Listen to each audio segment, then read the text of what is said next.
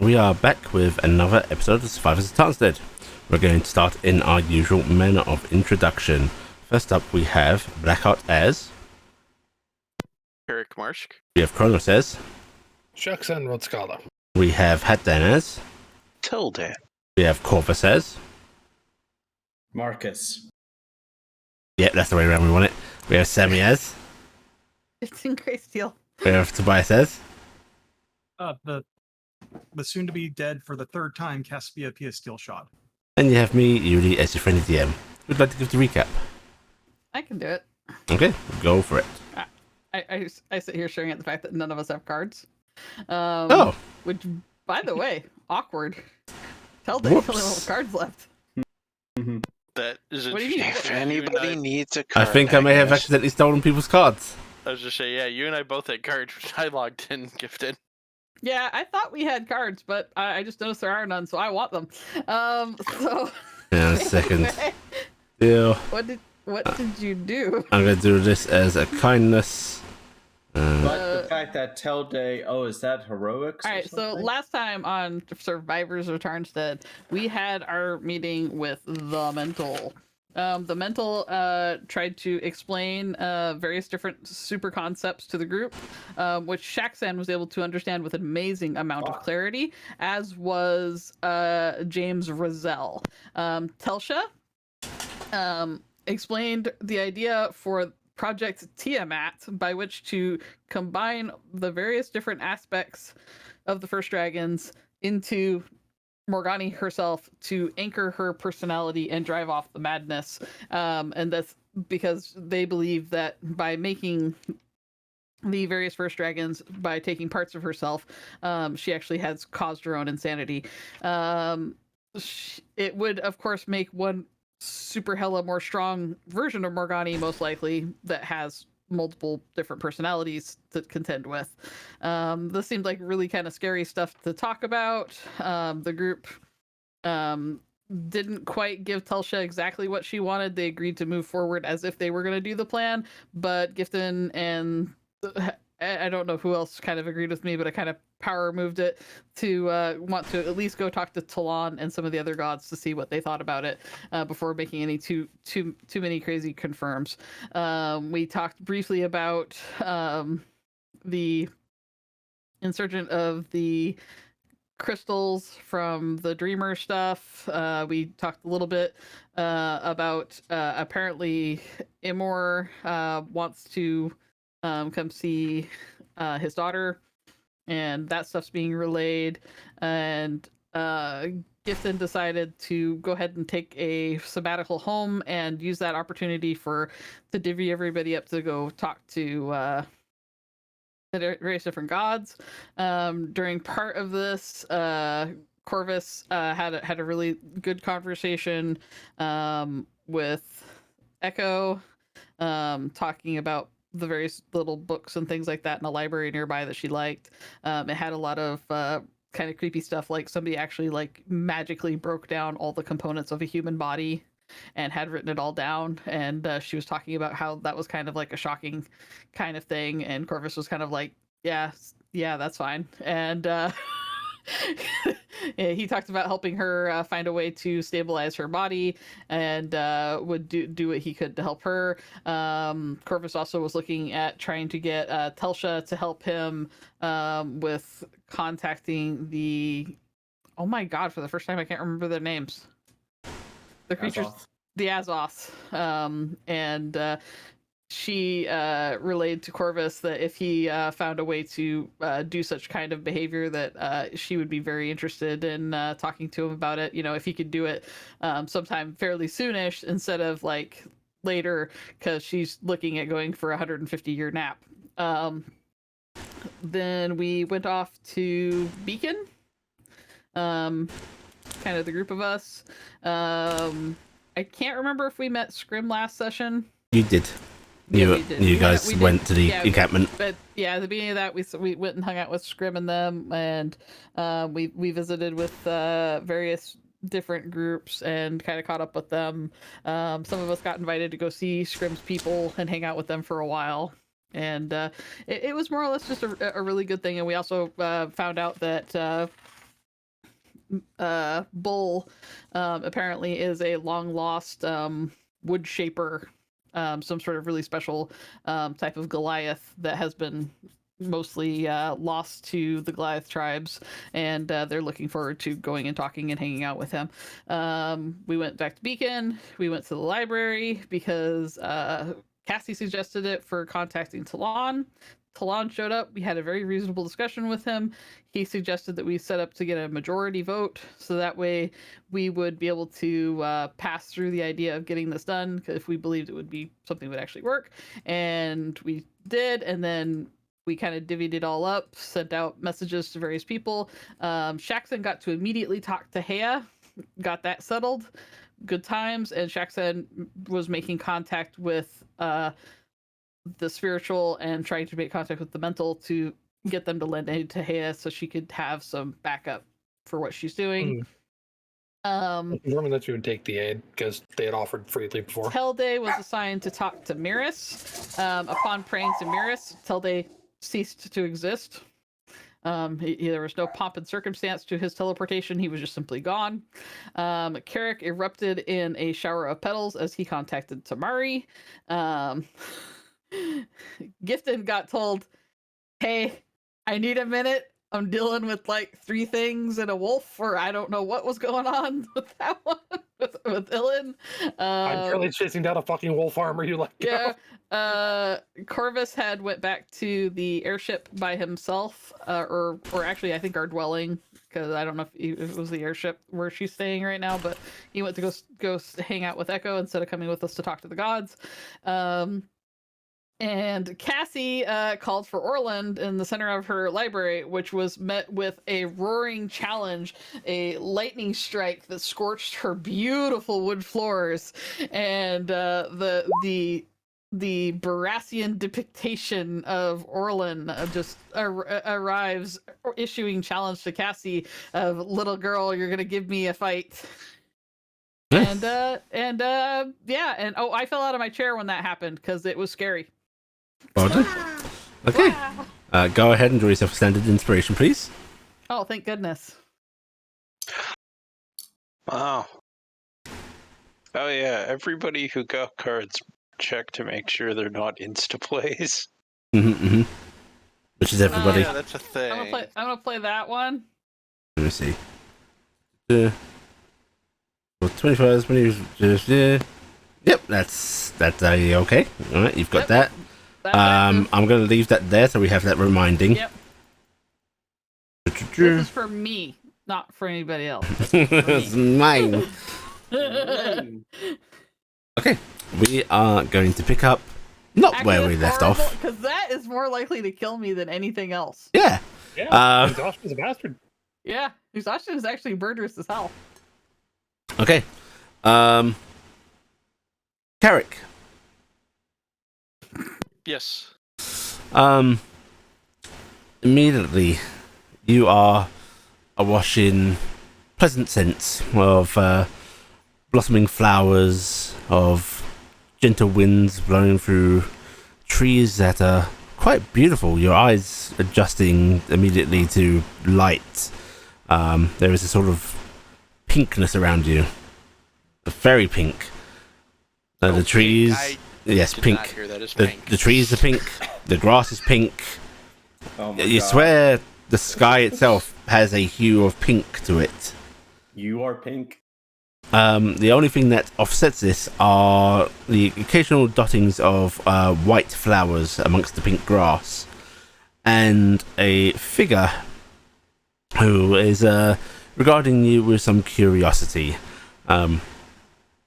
She is quite tall, dressed in a straight cut strange robe that has a wrapping around the middle that is covered in a flowery pattern itself, somewhat matching the surroundings. There are a selection of large bushy tails emanating from her rear, and a pair of falpine-like ears atop her head. Flowing in the wind is some beautiful silvery hair. and she is just looking at you curiously, and yeah, that's Tamari right there. I will be honest, the tale surprised me because I did not actually know that out of character. Never showed it last time. Yeah.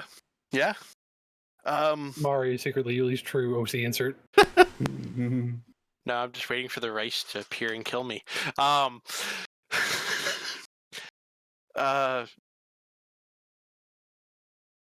said it's daytime, right? It appears to be daytime here. Yeah. Good morning, Lady Tamari. Good morning. Although evening, I think, where you are. Yes, it was still evening. Back in Beacon. You called for an audience with me. Yes, we are seeking to speak with the different gods and get their opinions on something that has come to light of us in the whole Morgani incidents. She moves over towards you, but sort of off to the side, and she walks past you in incredibly sultry movements. Not dramatically so, like this is not an over-the-top display, but just the way her body moves is just perfect. Little hip sway, delicately measured steps, and she approaches what looks like to be a rather large lounging style of couch that you weren't aware was there, sitting in the middle of this field, and she lays herself atop of it and just pets beside her. I'm gonna move over and take a lounging seat, whatever the natural. You're gonna sit with her. Yes. Okay. As you sit with her, one of her arms just sort of delicately drapes around you. A little petulant to ask audience directly of me. It's kind of a emergency that we seek to get opinions so that we know what everyone thinks before we take care of this new light. It has to do with a possible way to restore Morgani in a fashion, but it involves the first dragons also, and keeping them from destroying possibly everything. There's a momentary look of disappointment on her face as you move on to more serious subjects. A very soft sigh escapes her lips, and she sits herself up slightly, a hand sort of trailing up along your body and over your shoulder as she does. Carrick's gonna blush a little bit. Truly, you've come to me with that. Well, I suppose, even though I think you are quite a perfect embodiment of so many aspects I adore. Well, thank you, milady. I wouldn't have listened to any of the others. Pleased to see me. I am pleased to see you, although I will be honest, the form is actually etched out of character. Mm-hmm. Is this a form that's... Actually, I should make a roll. A religion roll? Do you want to see if this is a recognized form of hers? Yes.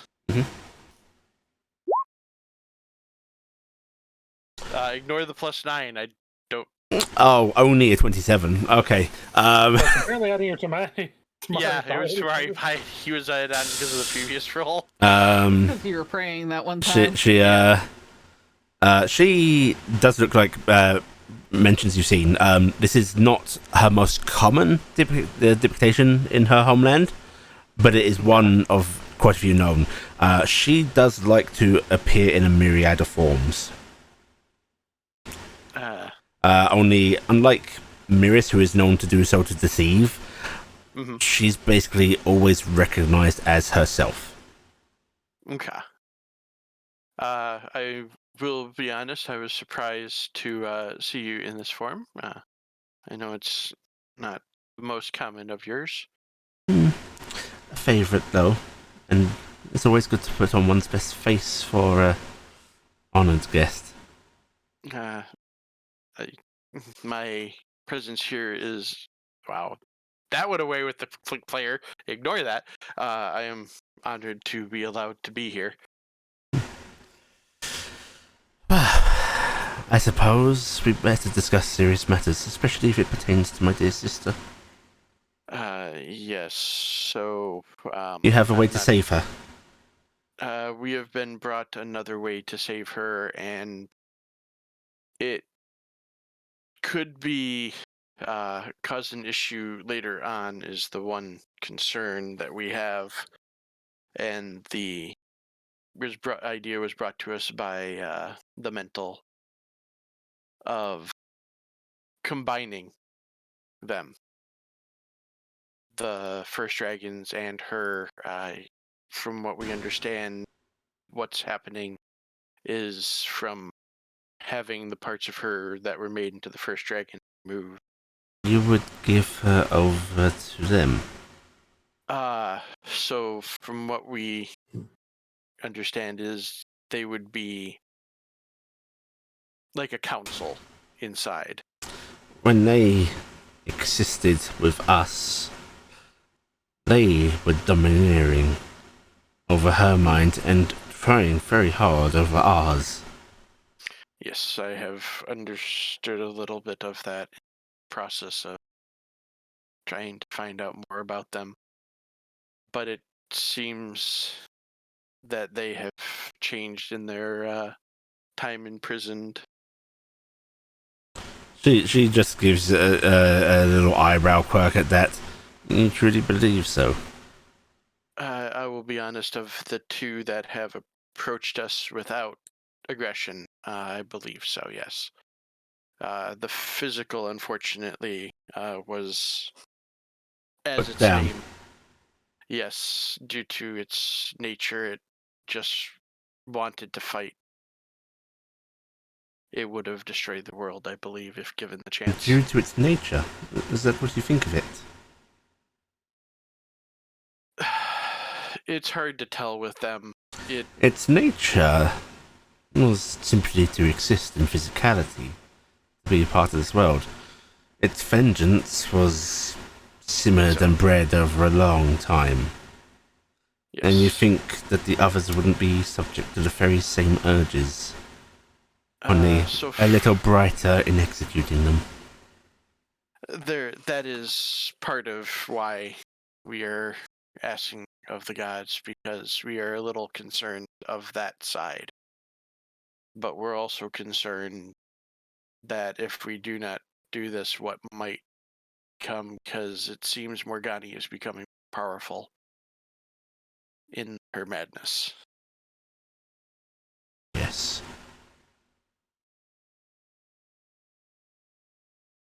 I do not want to have to kill her. Not just because we don't know what will happen to everything else, but I am of her lineage, so... I do not want to see any more of my siblings fall. I do not wish any of them to either, and the advantage to all this is if we do go with this plan, it will take about 150 years before they are able to do anything as they form to the new being. A brief moment. A moment, yes, but as you may have noticed with us mortals, that is far more than a moment, and we can be quite creative when given the time. Yes. Yes, you can. So, I appreciate being informed of this, but what are you wanting from me? We are seeking to see if the gods would agree with it before we bring it up to the whole, to those that we think might actually listen to us instead of just ignore what we have found. We all listen. Some seem less willing to listen to the whole of what we say. It could just be the circumstances. Disliking what you say is not listening. That is correct. So, you're wanting my agreement with this? Yes, and I understand your hesitation on what the firsts are trying to do and their reasons. They seem, at least the spiritual and the mental seem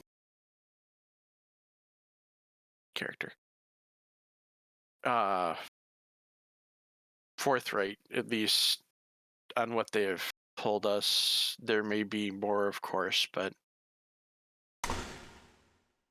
they seem to want to live here, is, I guess, the best way to describe it. I do not want to see my sister dead, nor do I want to, in any good conscience, wish to put the rest of my siblings at risk, which I believe that this would, her included. I'm afraid if you are seeking my agreement to this, I don't give it. Is there more that we could find out that may sway your thoughts? If you could somehow prove to me that Morgani would be whole and hale and in full control, I would agree. Otherwise, I suggest you come up with a better plan. I understand, lady. And if you do find one that you need aid in, do come see me again. Understandable. Thank you for the audience. Hopefully can come up with a plan that will suit everybody in the end. Good. I'm sure you can. You are a persevering, bright little bunch. We try very hard. Unfortunately, this seems to be a very difficult idea to figure out. It's definitely not something that has been tried before that we find of, even on a smaller scale, so to speak. Well, if all else fails, and it is time to begin again, know that you and your family will have safety in my heavens. Thank you very much for that promise. Well then. And she's going to cup your chin in a hand. She leans in and says, "Until next time." And she gives you the gentlest of kisses that seems to last not even a second before you find yourself back in the library. That's where we're going to leave you. Okay. Right, we are going to zoom over to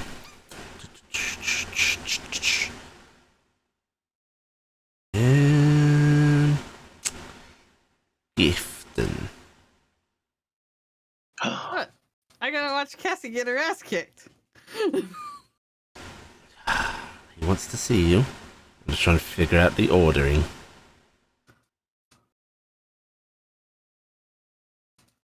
Okay, no, we'll do Telday. Telday. Okay. Yes. You appear in what seems to be an amphitheatre. Think the Globe in London, if you know that theatre. Yes. Yes, your was traditional covered, yeah. Shakespearean theatre. It's circular. On the stage is you, only a dramatic representation of you. The pauldrons are larger, the horn gleaming, Already comical. a large cape billowing. Everything is just spruced up. There's filigree that does not actually exist on your form. But you can tell who it's supposed to be. And they seem to be waving to a non-existent crowd, although you can hear the sound of faint cheering around you. Before they step from the stage after a flourishing bow and start to approach you.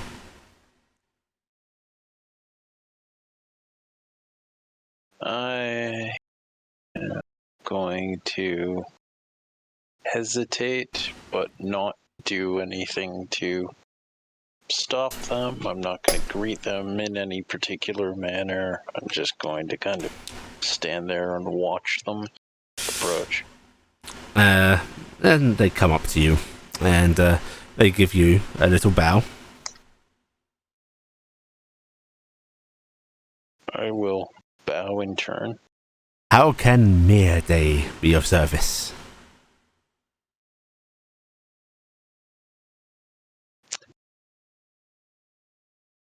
Slightly cocked head. I'm Cultural Appropriation Day. I think it's a much more fitting name from you. Talon? For you, really. You wish to claim me as your own? Oh, I don't claim anybody. I patron them.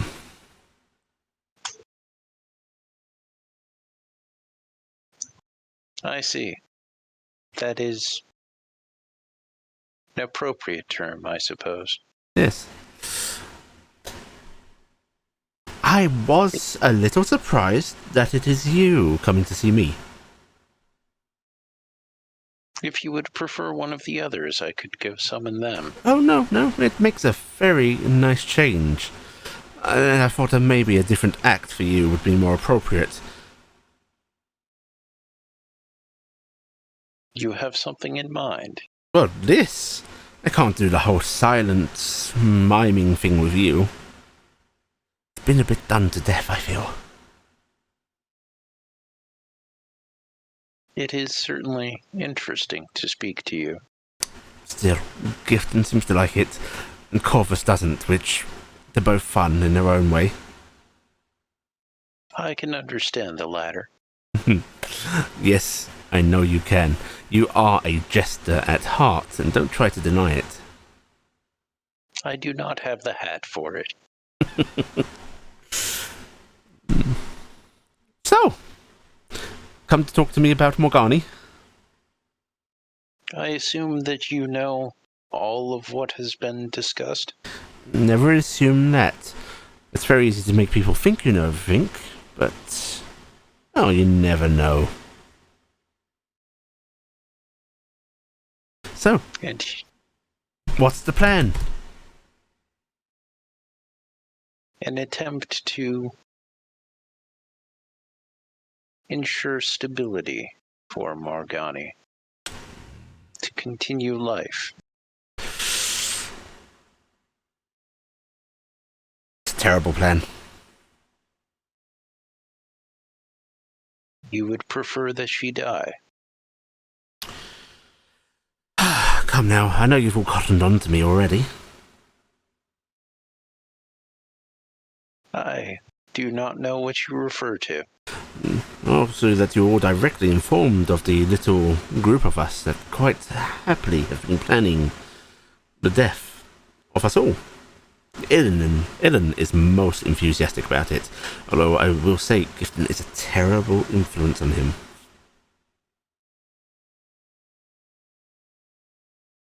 By us all, do you refer to... Just the gods. and the consequences that would have upon the rest? Are something that I think that you all would be able to handle. the end of magic, the potential destruction of all of the heavens. A temporary abatement of magic at the very most. And the destruction of heavens, I think you are already on the path to supporting those.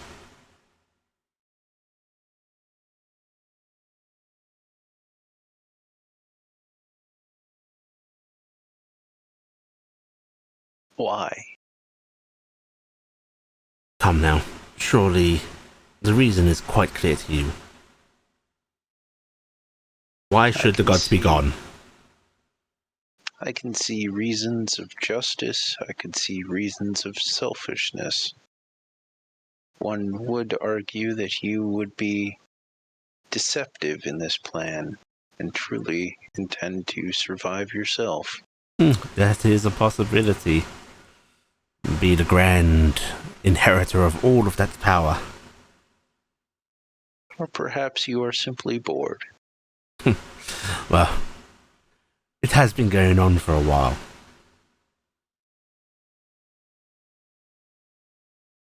Or I am a dear loving brother who does not want to see his sister's sacrifice go in vain.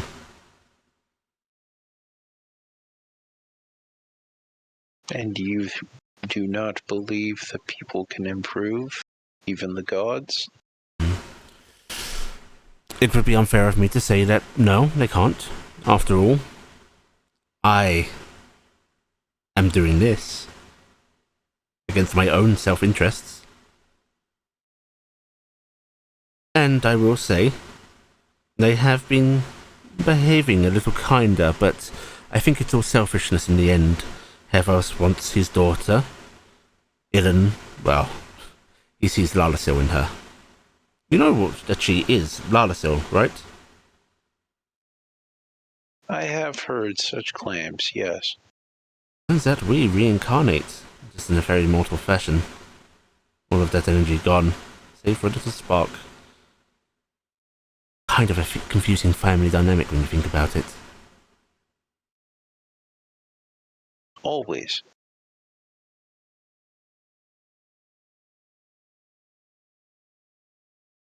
But yes, we can change, but I think there is selfishness at its very core.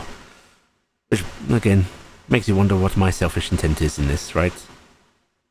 Does it matter what reasoning is if you are doing good?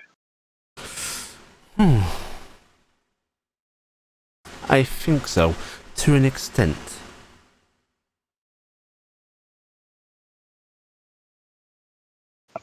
There would be a raised eyebrow, but I don't actually have any Does eyebrows. the intent matter if you're doing bad?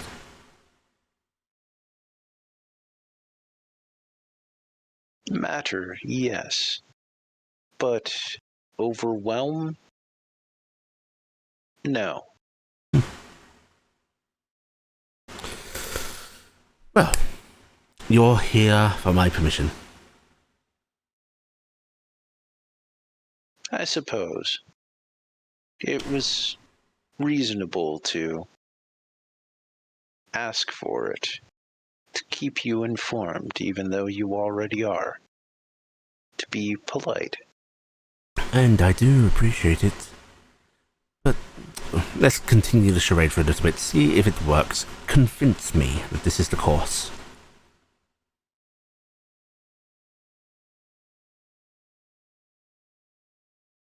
You wish the destruction of all the gods. In one part. In one part.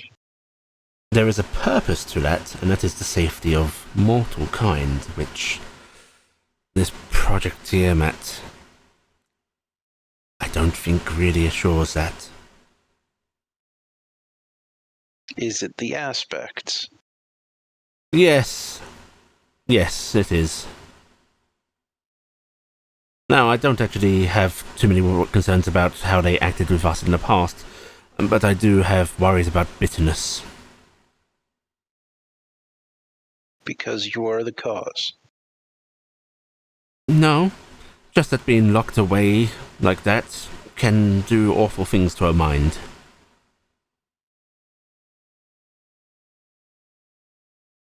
And yet, you are not seeking to destroy Hea anymore? I never really was. Yet she was locked away. Yes, I'm not the only voice in our little family.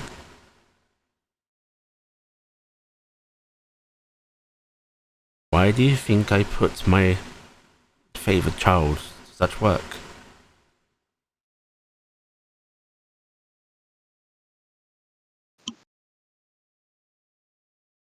I have been curious about how much you actually care about your child. I care about all of my children. I am a delightful parent. And it agonized me to see how a child was treated.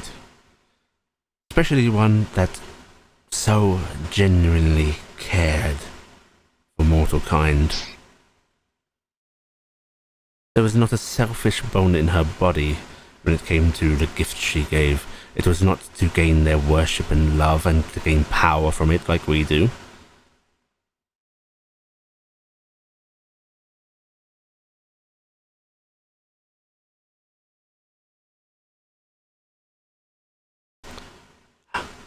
I get sidetracked though. No. Please continue. What more is there to be said on it? She did not deserve to be imprisoned, and I think she is better for this world being out. She is what I'd like to see follow us.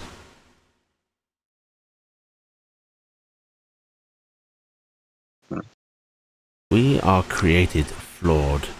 We are above everything in our very essence. It's an ingrained part of us to be parasites to your kind.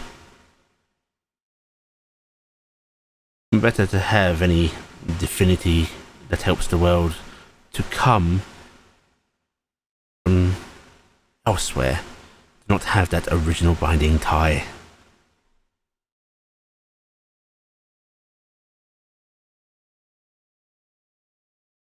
Again, reincarnation.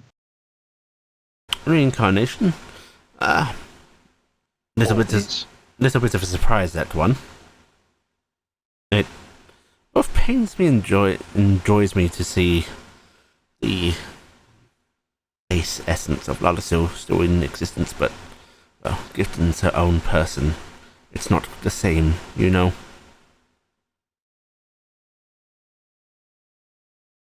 Yes.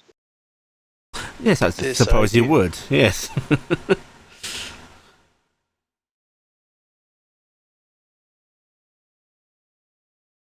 Perhaps the importance is not in me convincing you.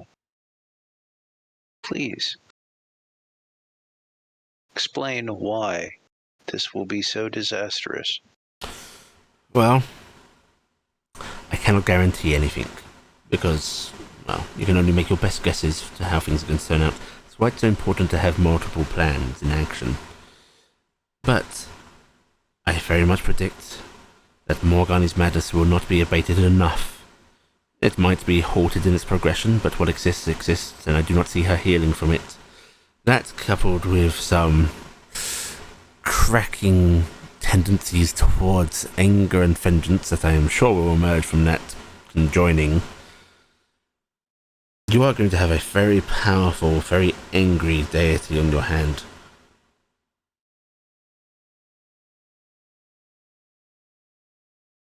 So a delay to the issue, at most, At most. creating something that may be a larger issue. Yes. And, frankly, I would very much like to have used her as a reason to get power into your hands.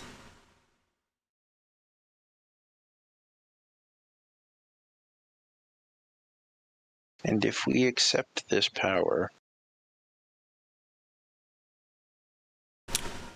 is it possible to make you mortal? In the sense that we can be killed. Oh, yes. I understand.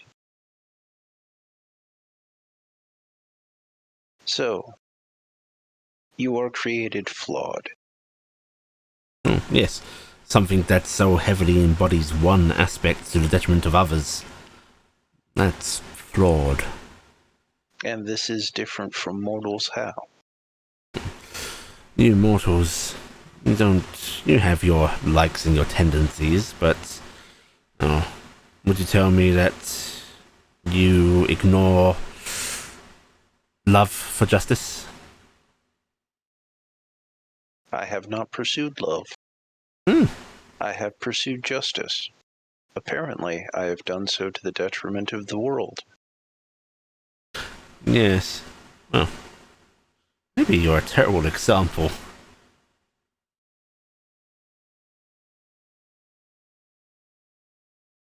Or maybe my reasoning is flawed. But, again, flawed being... Again, how is this different from a mortal? Well, for one, mortals can't decide the fate of, well, an entire world. Although, again, bad example with you, apparently. Indeed. It does seem to continually come to this group.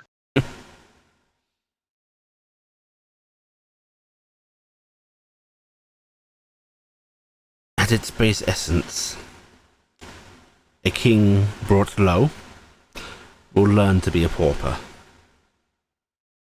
You tried to do that to Hevos. He will never be able to let go.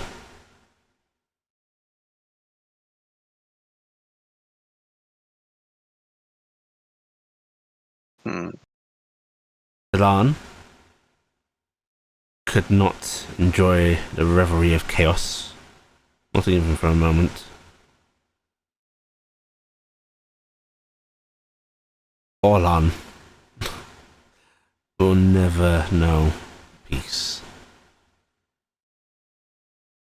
And indeed, there are mortals that could be said to be the very same, but I think most of you have the capacity for great change. Me? Well, I'll never be able to be honest, give a straight answer, just do something out in the light.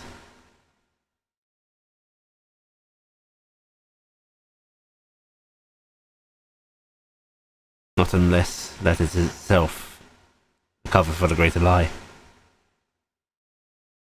Such as support something that is counter to your own intentions and self-interest. Indeed. Nod.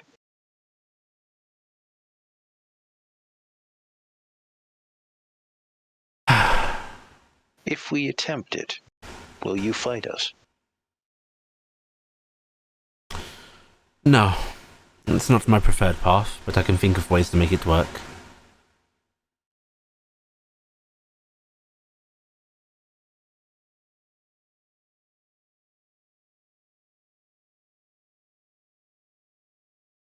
Will you then give up on your sister?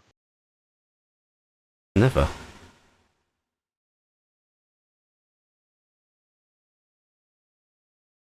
Their deaths will save them, and if hers takes longer, oh, so be it.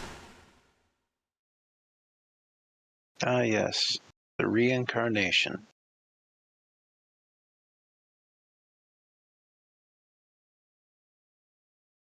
That will allow them to continue to exist.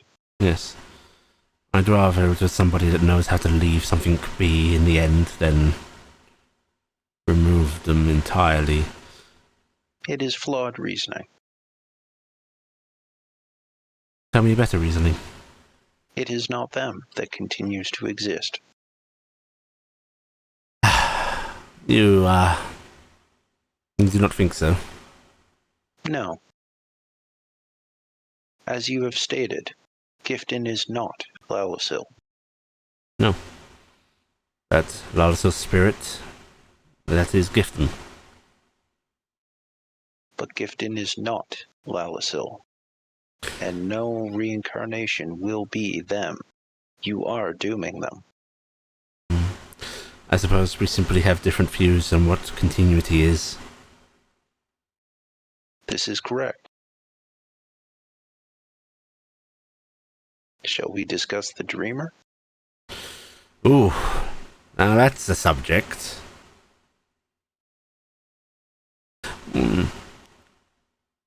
I'll do you a kindness and answer a couple of questions. Choose them well.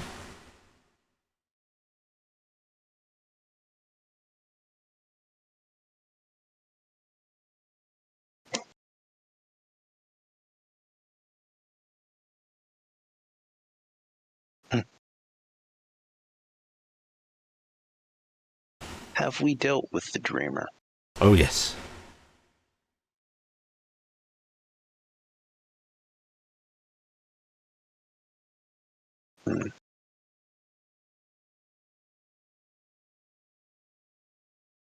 Do the dreamer's intentions align with your own? There's the sound of metal fingers wrapping on a metal helmet as that mockery of your own head gazes upward briefly. Somewhat through deception.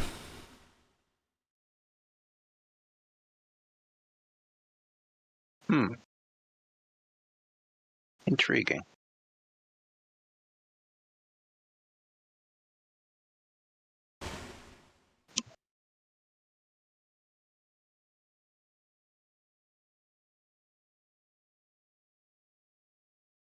Have you impersonated the dreamer? Yes, but not to you.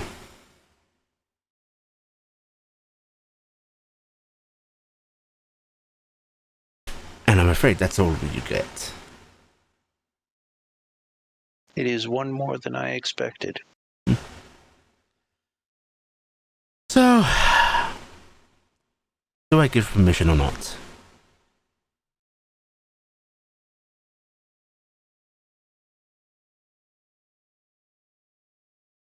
You know what? I would be very interested to see what the others say first.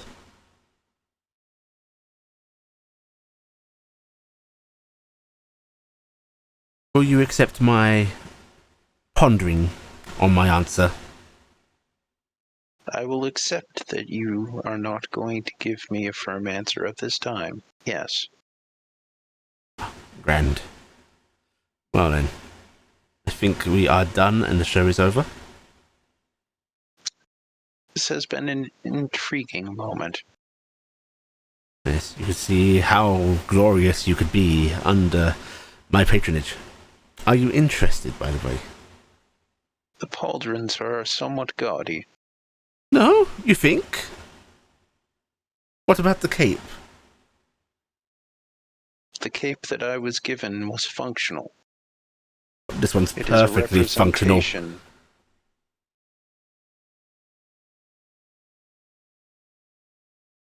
It also has sentimental value. Well, I suppose that makes for a better story in the very least. There are days that I wish I could sit down with one of you and learn yours. All of it. Maybe with my dying breaths.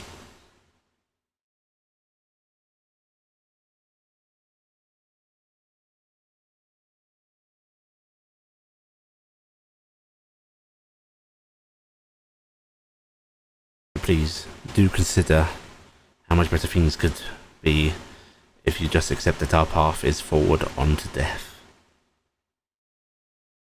I will promise to consider this. Yes. As long as you consider the other options. I will indeed.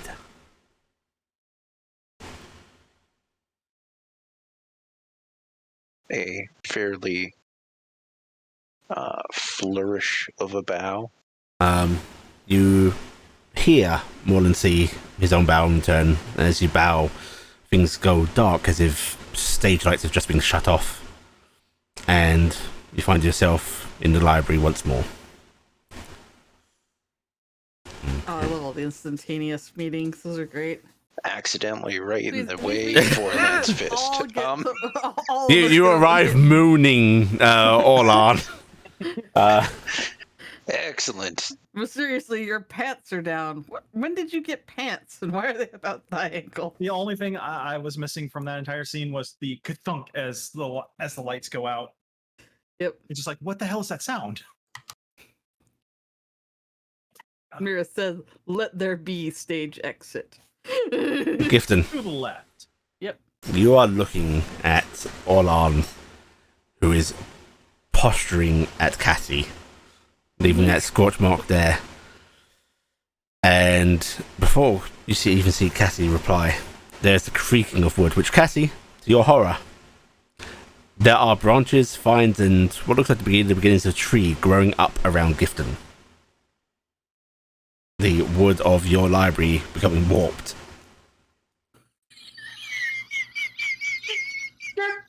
As Gifton, Yeah. this really comfortable little sort of mouth folds around you and then opens into a field. That's me. Walk it off. Library. It looks like you are in a field on the edge of a vast forest. It's not a particularly comforting or welcoming forest. It is the kind where ancient trees grow thickly and cut off all light from above. Ooh. You can hear ominous sounds coming from within it, and standing at the very edge of it is a familiar elk-like form. Grand, large, that bows its head at you. I will curtsy. My dear Gifton, I am sorry for the delay. It's okay. You had something. What was going on? Some of my watchers reported something that should not exist on Foromir's soil.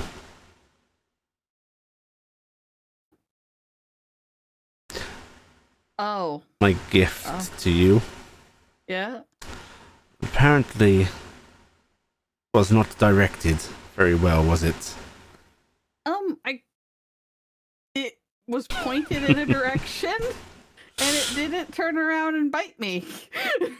I will say it joyed me to see it running free. I simply... It seemed really happy. I took the liberty of simply placing some wards that will keep it away from any settlements that might form. Oh, okay. Yeah, it's You might do well to remind the mortals that those woods are it now, Lel. yeah. I will. I will do that. I just like. I just didn't see the. I didn't want to go hurt it or anything, you know. I know. Would you like to ride over top of my back? Take a walk with me through my domain? Yeah. Is this your heaven? This is my part of it. My retreat. This is where I let those that... well, nature is savage. You understand? Oh yeah, it's crazy, but that's kind of what makes it beautiful. It's like a storm, you know. Storms are wild and crazy, but afterwards, it's like, whew, I was there for it, right? Exactly. It reminds you you're alive because it's thrilling. Indeed. It's much like the Feywild in a way. There's a cycle of life and death here, just none of it permanent. Mm-hmm. That which is hunted will live again, and the hunter can never be sure that they will not be prey in turn.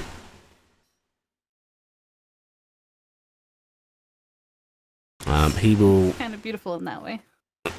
lean down, letting you climb up on his back. Climb up on his back. And then he sets off into these dark, ancient woods.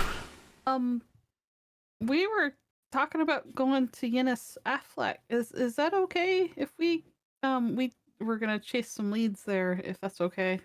It will joy me to see all my lands. Okay. I know we're kind of like the wrecking ball crew that goes places, so I wanted to warn you. I am sure that you will tread carefully. And I know that whatever damage that might follow you would not be your intent.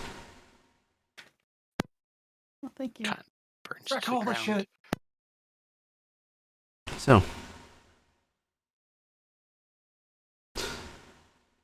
I'd like to think that you just came to see me, but I didn't know that that was an option. I would totally have taken it up. I will point out that I did go back to Barast, and I was intending to do that rest thing that a very wise god suggested. In proper places, because I'm trying to definitely take some counsel to heart, because I think you might have a better handle on things than me well, in a lot of ways. you're always welcome to visit here for no reason at all.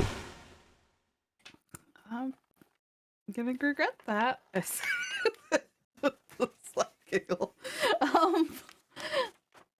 But I was hoping I could talk to you about a matter. We just fought the physical as I was properly put in my place for taking unnecessary risk work. We were immediately approached by the mental.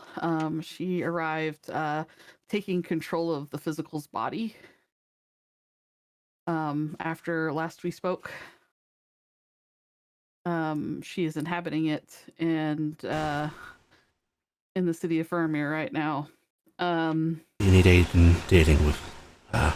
She and her brother, the spiritual, or sister, the spiritual, sister, right? Sister, the spiritual, are wanting to ally. They have offered aid to help Hea defend against their mother's attacks, and have put forth an idea of how to solve the problem of Morgani's madness. And then I will explain what I got told. The idea of joining the different pieces of the aspects of the first dragons back into a whole, and with Morgani, which will take 150 years of rest. And just listens patiently, letting you explain in full without interruption. I have great concerns because in 150 years, that could be one very angry person who comes out of that hole with a lot of different voices in their head. I want to, of course, make good with the magic because we have their egg and they should have their baby back. And I feel very badly for the first dragons and the fact that I understand the pain that they must feel for the loss of all their children. And even if somebody's bad, it doesn't mean some other people don't love them. And their children have died, and they probably feel very badly treated. And I'd like to hope that maybe reaching out a hand to try to do better with them could lead to a better end than just all of them dying. But I can't confirm that they won't just immediately betray, which is why I think we should. It's a solution with promise and risk. And I told everybody that we should be fair because the gods did contact us about dealing with Morgani, and even though we were doing it before anybody got a hold of us,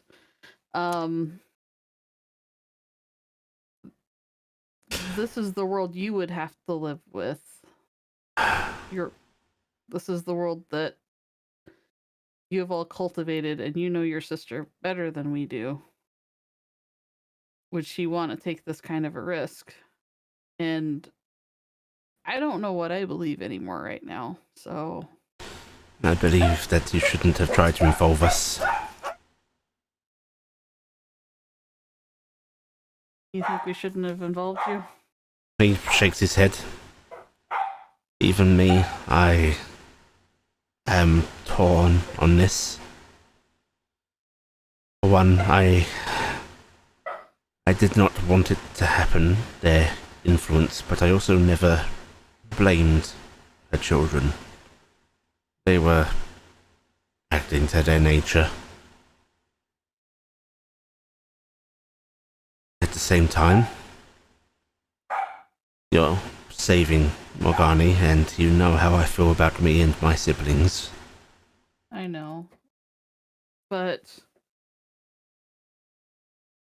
I like to think of it as creating something new from a broken hole. I know that could threaten It could, or what is to come, and he looks down at your stomach, turning his head towards you. it could also be good.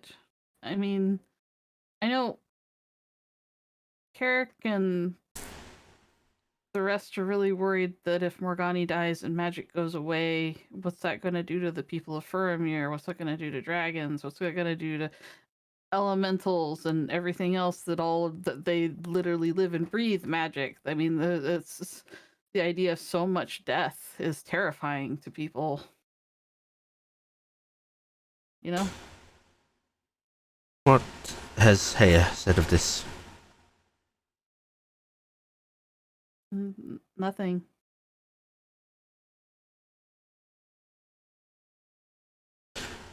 If you and her both think that this is the right course, then you know that I support you. You mean on the path of the mental and the that, yeah. I thought you were talking about the magic thing. No, Hea already talked to Shaxan that I saw, and she was accepting the help of the spiritual and the mental. She's having a hard time. I know. And she needs help. So she wants to spare Morgani. She does. She very much does. You know, I know she is Evos and Mayuri's child, but there are a lot of ways that I think she embodies perhaps the best blend of all of us. She cares for those civilizations she supports far more intently than Talan ever has. She loves with a understanding passion that Tamari doesn't. She is capable of creating such creatures and understanding their savage natures and allowing them. That makes my heart sing. You know what I mean? Yeah, I know. She's kind of great. Well, I think she's the embodiment of all the love of all the best aspects of all of you, and that makes her great. But I think, why is Morgani so strong right now? All of her followers are dead. They should be in her heaven, right? all I can suspect is she is feeding off what is already in her heaven. You understand the unpleasant means that we have put souls to in the past? Yeah. A method of survival between the ages. But if you glut on that power when you already are at your strength... Her crazy people were trying to take out the last bit of the Feywild in Faramir. They had more of those rending suction things. That's what they were in their airships that they were bringing to Faramir. And they wanted to implant more of them. Yeah. And that's another potential source.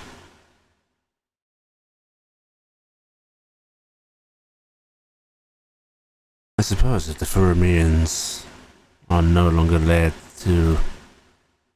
not the Faramirians, the Hexenreichers are no longer there to guard their precious pylons. Morgani's land might be forbidden to me, but no. It was agreed long ago that I would watch over what was left of Lalasil's. That includes the Feywild on all soil. I know my friends wanted to research how to deal with that safely. They're worried that blowing up the pylons will hurt people. But I don't really know how many people are left in Hexenreich right now. Let me take a look at things from the Feywild side of the burn. Alright. And we will work on this together. Okay.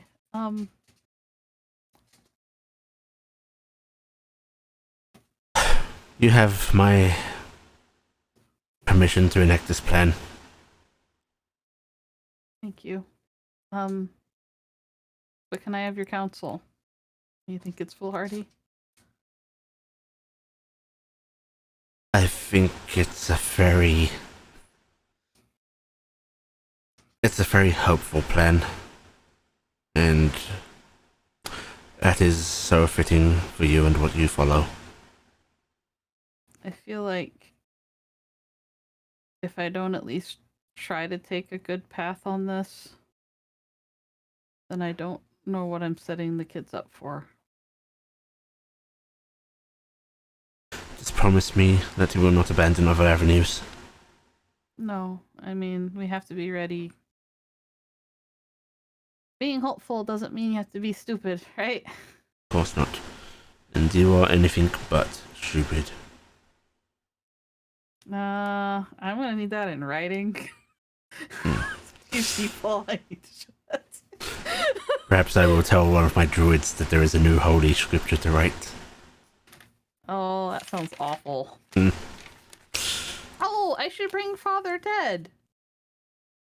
Yes. Yes, you should. He would really love to come up to Innisaf. Like he was telling me about the wolf circle. Tell you what, you tell him that he has a summons from his lord. And I'll make sure that there is a ready greeting for him. Oh, thank you so much. I think you'll love that. I would offer to do something for you, but I think you take more joy in seeing others being given such things. Yeah, I don't need the attention. Thank you though. No, you never get any attention from me, do you? No, I never do. I'm totally not gonna like quietly have to be like, I got to go to Illin's special area in his heaven, guys. Well, now that I am free and not wrestling a strangely strong wolf spirit. Oh, was it actually a real fight? In the sense that my worldly avatar struggled. Oh. You do not want to bring the force of a god against something that you do not wish to harm. That makes Much sense. like what is currently happening back where I brought you. Did I feel all on there? Yeah, he said something about, oh, Mia, fight, girly, and he slammed into the ground in the library, and I think he's picking a fight with Cassie right now.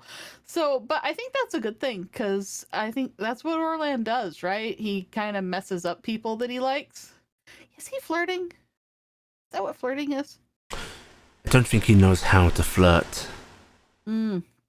Okay, well, I'm assuming that they're having a wonderful time, and I'm sure Cassie understands how truly respectful that is, what's happening. No, we should probably go back and stop it, because while he thinks it is in genuine good fun, there tends to be a rather mortal battle.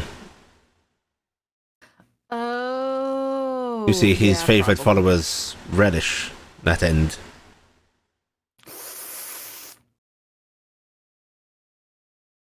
Yeah, she did turn him down today, and so did Hebday. It's a quite perplexing relationship going on there. Yeah, well, you know, he's got Her Cassie's mother, mom. yes. Yeah. That's a problem. Yeah, I should probably go back. I'll come with you. Oh, I'm so sorry. No, it is the fault of my brother. I should make sure that he does not cause...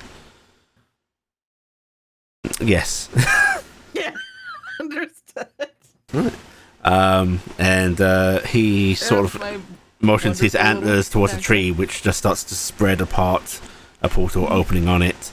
and we are going to cut to the airship.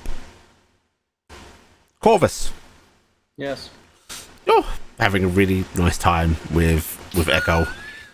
She has actually started to tutor you on the Azov language. Okay.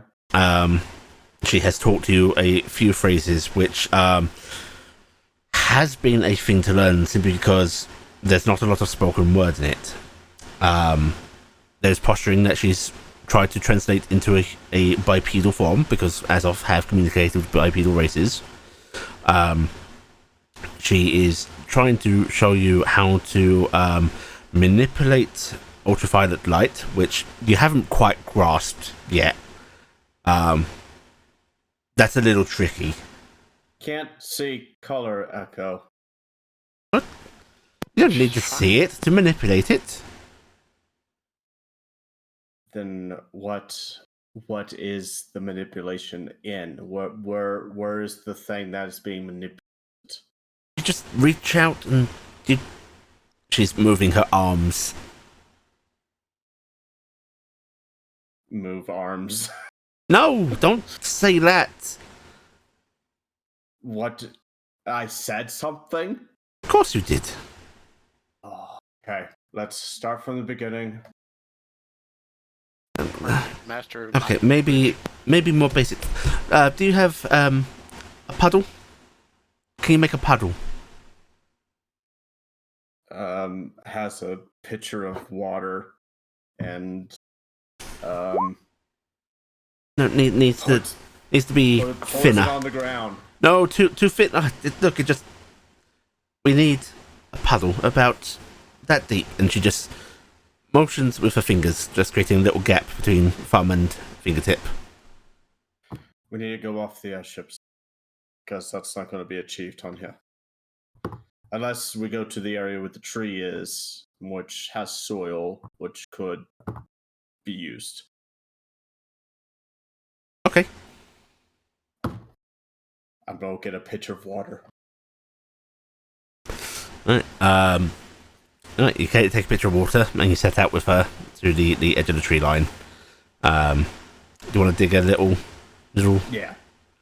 Right. Dig a trough. Okay. No, make it more circular. Does so. Okay, yeah, that's about deep enough. Okay, so pour it in. So, do I have to carry around a pitcher of water with me when I go and try to talk to them? Well, if you talk to them in the between place, in the empty, of course not. Right, because it's all that stuff down there. He gets a little distant stare when he talks about the empty. He knows he needs to go there, but I right wonder... now it's probably not the best. I wonder if the dreamer made that in-between place have that for the express purpose to communicate. They're very good at communicating with shallow water, you see. It's part of their odd geometric travelling nature. It means something to them. Okay. So, I'm going to teach you some shapes. She starts just tapping at spots in the water quite quickly to make ripples travel close together, push up against each other, and for a few moments there is a pattern, almost Yeah, exactly. recognizable. That's what he's keen on. Can you do that? He will give it a try. Okay, I want you to go ahead and give me... first, I want you to give me a investigation check. See how good you're paying attention to this.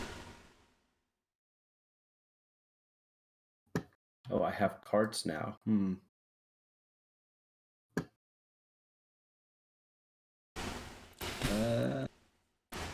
Okay. If I don't like that, I can use it. Okay. Yeah, you're pretty sure you remember it. And now I want you to go ahead and give me a sleight of hand check. With advantage. Okay. Okay, very nice. Yeah, you create a really good similarity to that pattern she just did. And she smiles at you and goes, "You just said, oh, it's a greeting, but it's a friendly greeting. Okay. It sort of encompasses hello, how are you, and I come in peace." Good. Now, do you want to talk to one? Now? The best way Yeah. to learn a language is through doing. Of course, I do. Then you'll take me into the empty with you.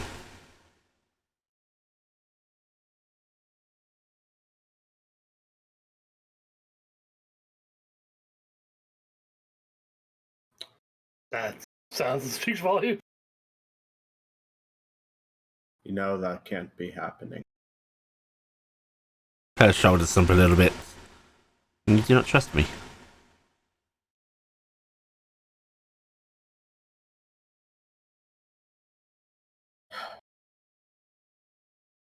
When we first met, that was the one thing we wanted to do. Yes? Mm-hmm. To see your brother, and you tried to shake him awake by just touching me. And I said I wouldn't. Right. And you're giving me something that I desperately want and want to achieve for myself. Yes. You're giving me the means to do it. But at the caveat, go into the empty. No, I can't exactly call out to it here. Not my brother, the Azoth.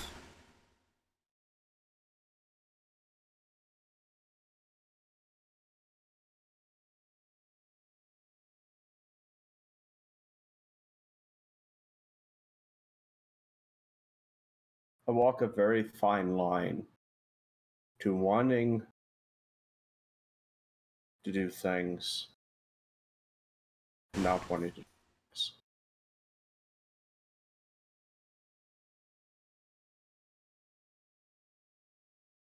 Is that the only way to get an ass off the country? The only way I There's can. no other way. The Azoth came to me once. Fortunately, we had a very rough encounter the first time we met.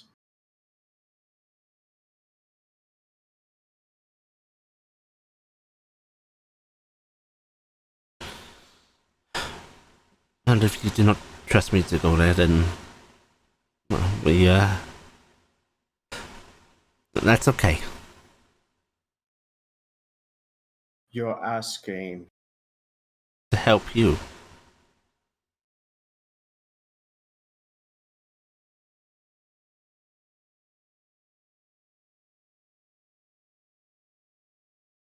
I want to help my friend.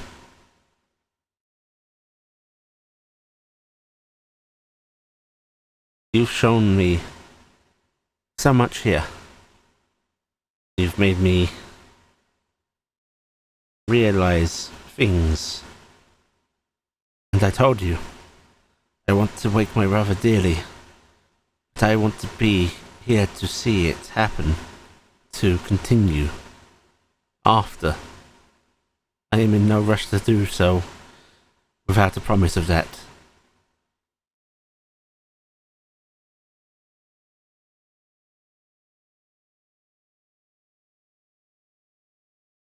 His expression is one of very stern resignation.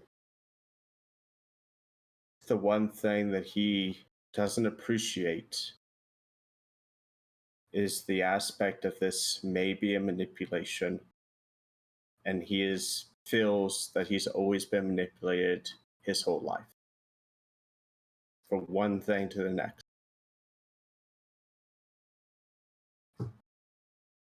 One goal that he's had, it's always been twisted for someone else's gain. That's what's going through his mind. That's what his expression is. Her hopeful look fades, and she then puts on a bit of a fake smile and just goes, "Never mind. Well, we'll just figure out more lessons, and you can try it yourself sometime."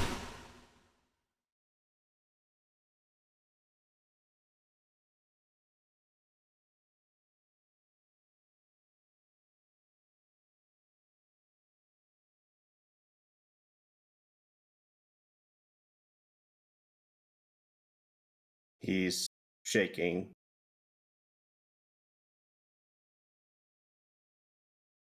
You currently are made of this world, made of this realm. You have a body that resides here. Is that correct? Yes.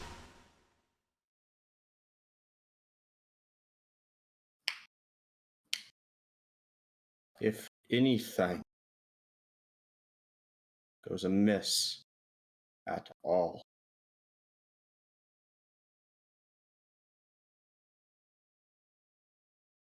you are going back immediately without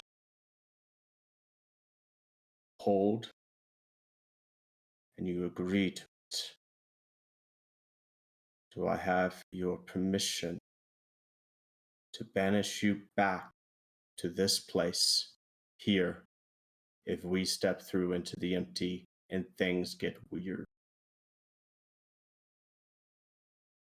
Yes or no? She stares at you for a moment, or she just looks down at the puddle. Friendship is about threats with you.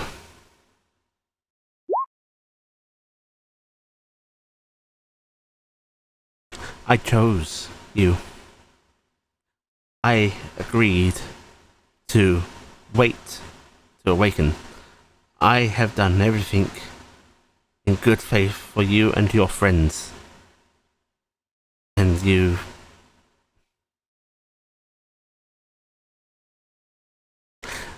We'll continue the lessons another time.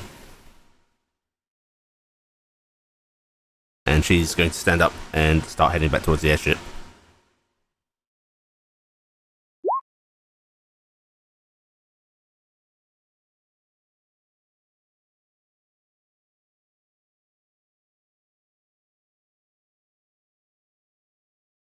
Corvus sits against his heels.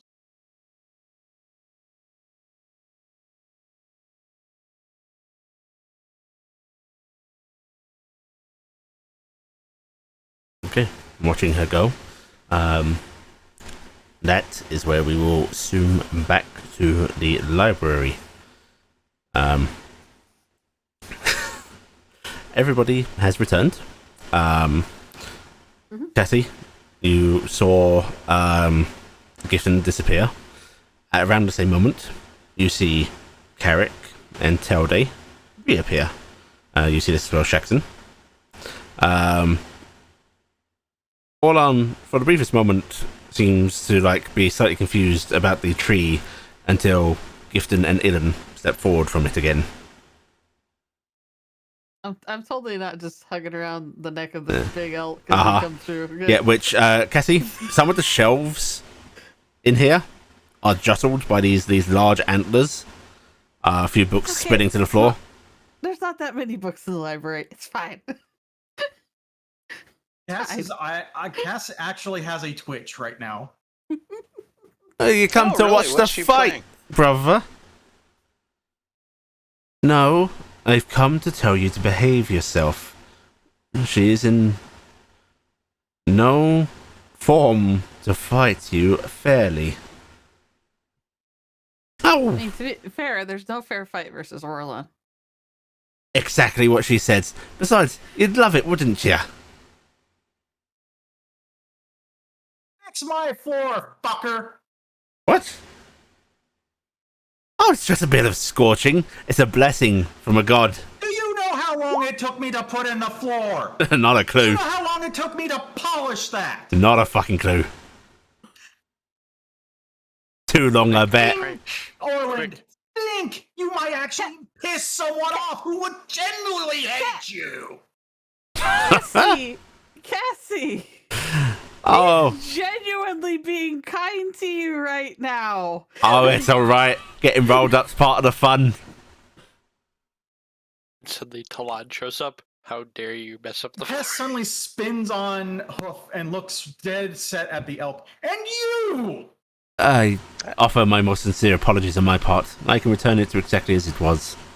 If you would, I would appreciate that, and thank you. And then she spins back on Hoof at Orlan and goes, you fixed the floor too, and then we can talk about brawling. What, like this? And he puts his sword down at the floor, and there's just the tiniest little sap that leaves this tiniest little scorch mark. All right, Grams. He's actually going to call me from behind Orlin, just catch a book that falls off the shelf and put it back on. I'm just saying, I messing about can all see the- entirely where Michael got it. I tell you what, dear. You give me a nice, good, solid punch that lands, and we'll talk about your mum.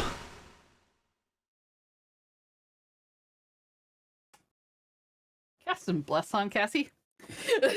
Yeah. Pulling out an instrument, and I'm gonna start plucking. Hey, that's like it. Come on, everybody, get in the spirits. Yeah, I'm gonna start playing Thunderstruck. If Telday would join me. Oh, thunder. And I don't know who's that more of a bonus for. It's for Cassie, but you know. he shoulders his sword, and with his free hand, he just sort of taps his chin lightly, and his head up. It's like, right here.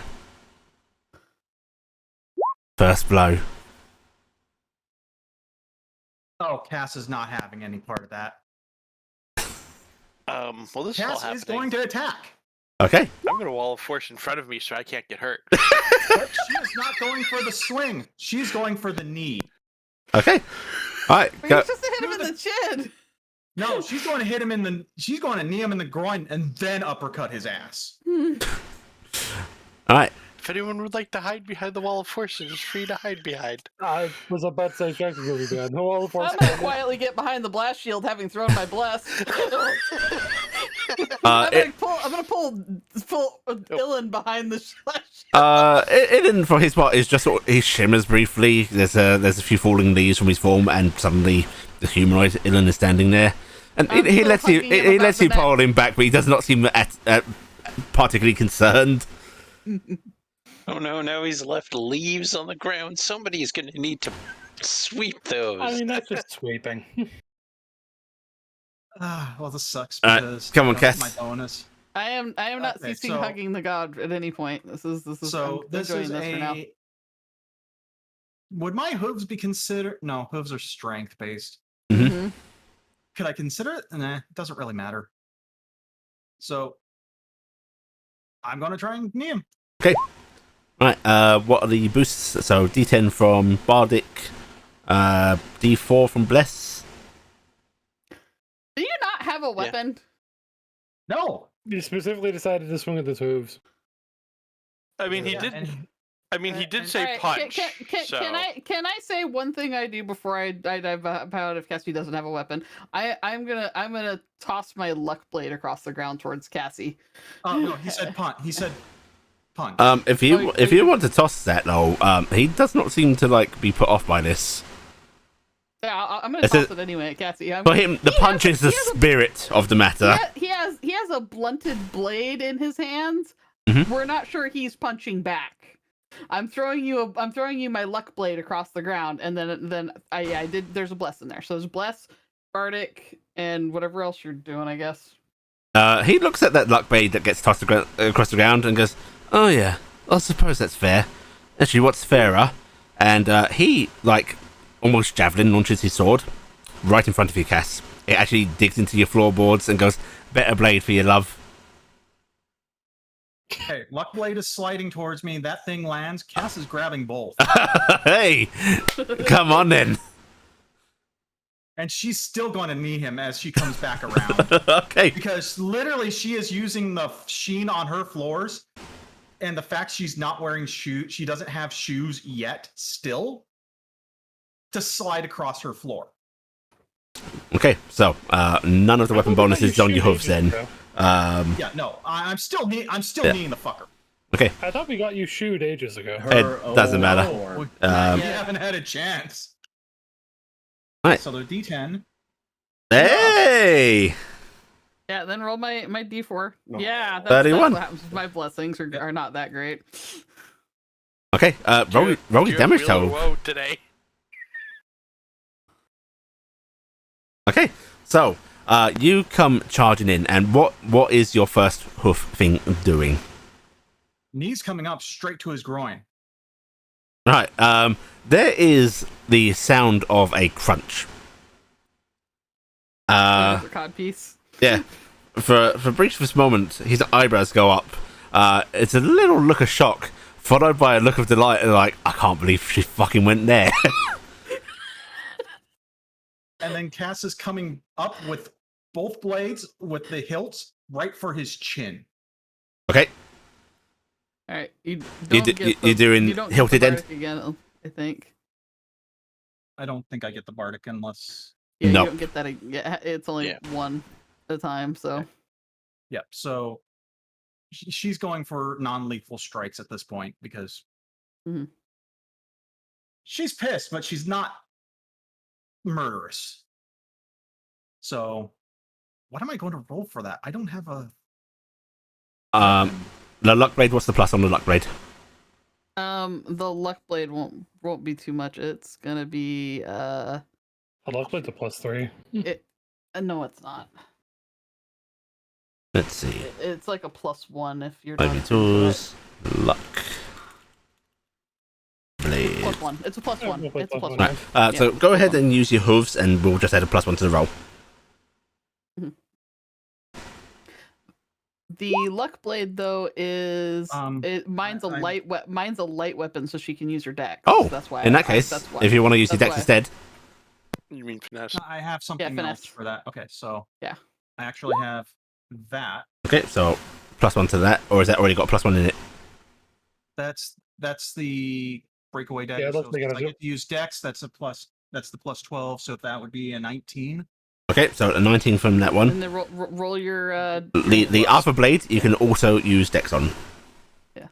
Well, I'm rolling the d4 first. yeah, roll the bless. Right, so Yeah, that's a 20. 20. That's the way my bless is tracked. By the way, I'm building them up. Don't worry, I'm writing these down. Right, the then- other blade, you are adding a +7 on. Okay. Okay, so that's a 31. Yes. Hey. Without- 31. before you even roll the bless, which roll it anyway for me because it's fun. Mhm. It's gonna roll another one. Right, Yeah, it's consistently one. Thank you. right. So as you strike with the luck blade, there's a horrifying moment where, like, it looks like the blow is going to land solidly. Only he just like tilts his neck, and suddenly your arm halts as he pinches the hilt between his shoulder and his neck muscle, Mhm. catching it like that. Only for his own blade to come swinging up on a follow through. Hilt first, you said, yeah? Oh. He raises a hand up to catch it, and you manage to just avoid his grasp and bring that blow in against his cheek. And his head moves a few centimeters to the side. Well, I'll be fucked. Good blow, girly. My turn. Uh-oh. Shit. Cassie. The hand that you managed to avoid hitting draws back, fist clenching. The sound of his fist clenching is unworldly. Crunch. It is like mountains moving. You swear the air moves ahead of his fist as it surges forward. You see death approaching. And then you hear the creaking of wood and the lashing of vines. Oh no! Actually, Uh-huh. I have. How fast can? Do you want I have- me to stop that? I have a question. Mm-hmm. In the amount of time it takes him to draw back and start punching forward, can I Misty step out of the way? No. Damn. It's Then I'm not that's a gonna- bonus action, not a reaction. What do I have anything that can? Stop a goat from punching your head clean off. Doubtful. I'm not resing you again. Now you said but no. actually instead. So do you want me to stop Ilan's actions? I was asked. I needed clarification on what I was going to try and do. Okay. Since I can't do that, I know I can't do that, so I'm not going to stop that. Okay. All right. Yeah. There's the creak of wood, the lashing of fines, and that arm slows as these large thorny fines wrap around it under Ilan's bidding. Cassie? The fist does not hit you. The force of the air is going to deal damage. Concussion wave. Oh no. Roll this How in bad here. am I take? We've had downtime since the Yes, you have. fight. Not a full rest. 47 Not points of have full rest. damage. But you were fully healed because I true resed you, which you owe Faramir, or somebody owes Faramir the cost of a true res. This is 47 untyped damage as you are pushed back 20 feet.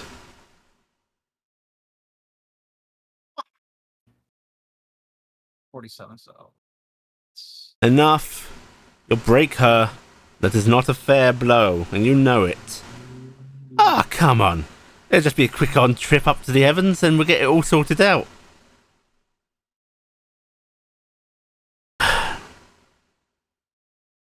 Fine, whatever. Go back to prancing in your woods or whatever you were doing. No blows against them. No blows. You alright there, girlie? Cass is literally just hooves sliding across the floor. I like to think that just And completely still giving him splintered the a death bookcase glare. though from that air. Hey, that's the spirit. Alright. Fair little tumble. You got Cass your is blow tossing in. Cass is literally going to throw his sword back at him.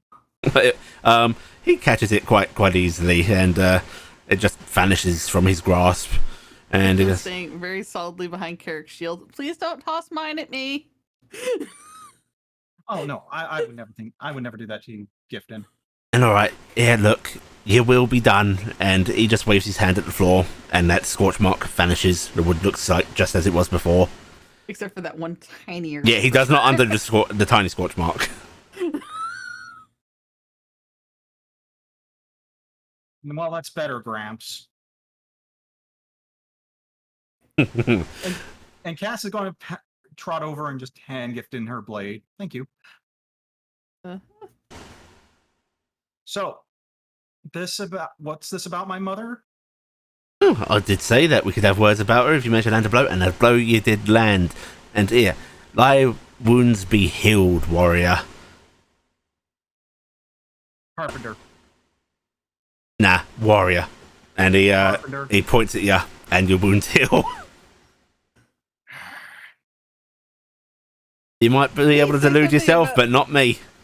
What did you say about steel shards are always the last ones out or something? Please stop arguing with the god that is standing in your living Eh. room. Steel shots, exactly. I got most of yours.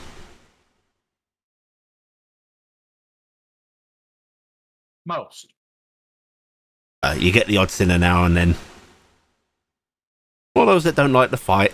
You know, some of them have gone up with Tamari and all that, but most of yours with me. Fucking fine lot.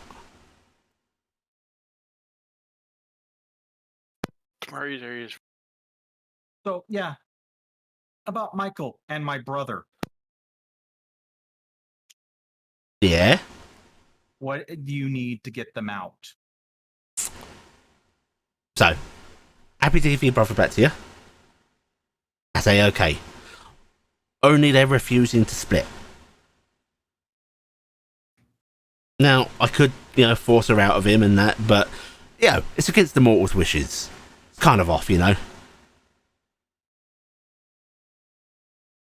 You get me? Yeah, I do. So, I did think about reclipping her. But apparently we're all trying to change our ways and all that nonsense.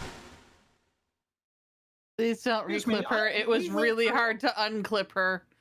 Yeah, we went through quite a bit to put those back on. I hear ya. So, no clipping.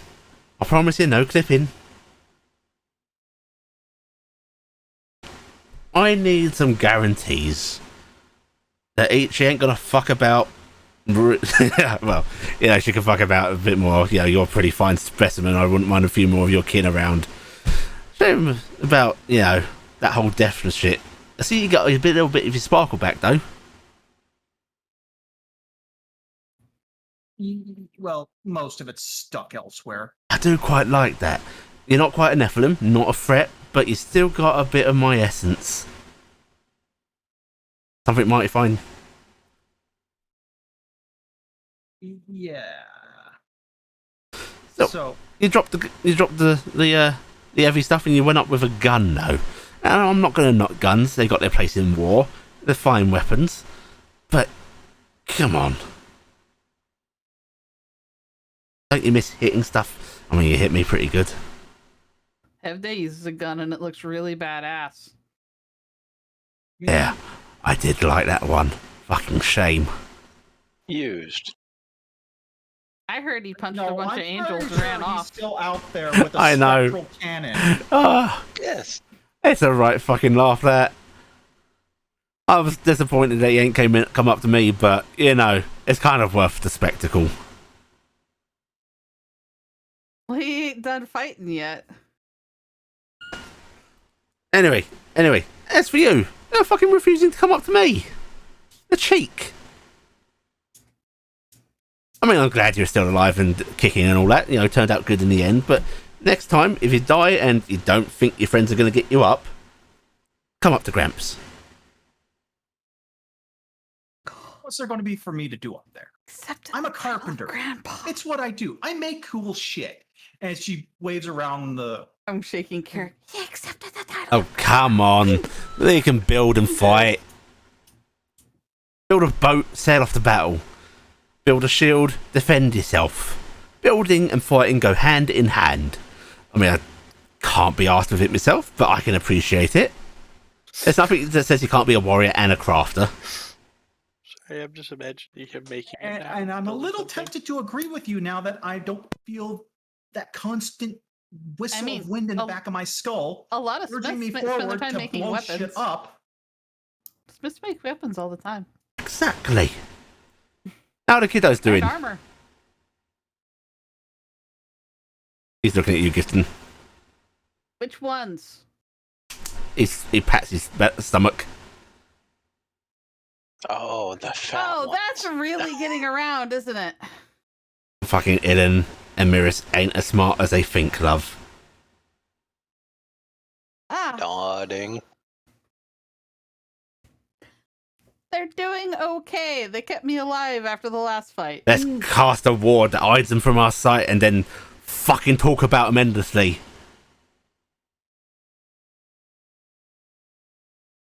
Geniuses, I swear. But good. Yeah, I'm glad we're to hear not that. Elizabeth. Shaking head, face palm. Oh, not you. Them. Fucking having hushed discussions up in our rules. The laugh. Well, okay. So good you know about it. No, still, you're loved. You're part of the family. Looking forward to meeting them. I thought you didn't like me. As I recall, you said that no, not anything like Lullin, as I recall, last meeting. You're very changeable person. What can I say? You fight good. You're really not like a Lalin in that aspect. Well, the That's other just- day. Fair defense to them. They did put up a good fucking fight.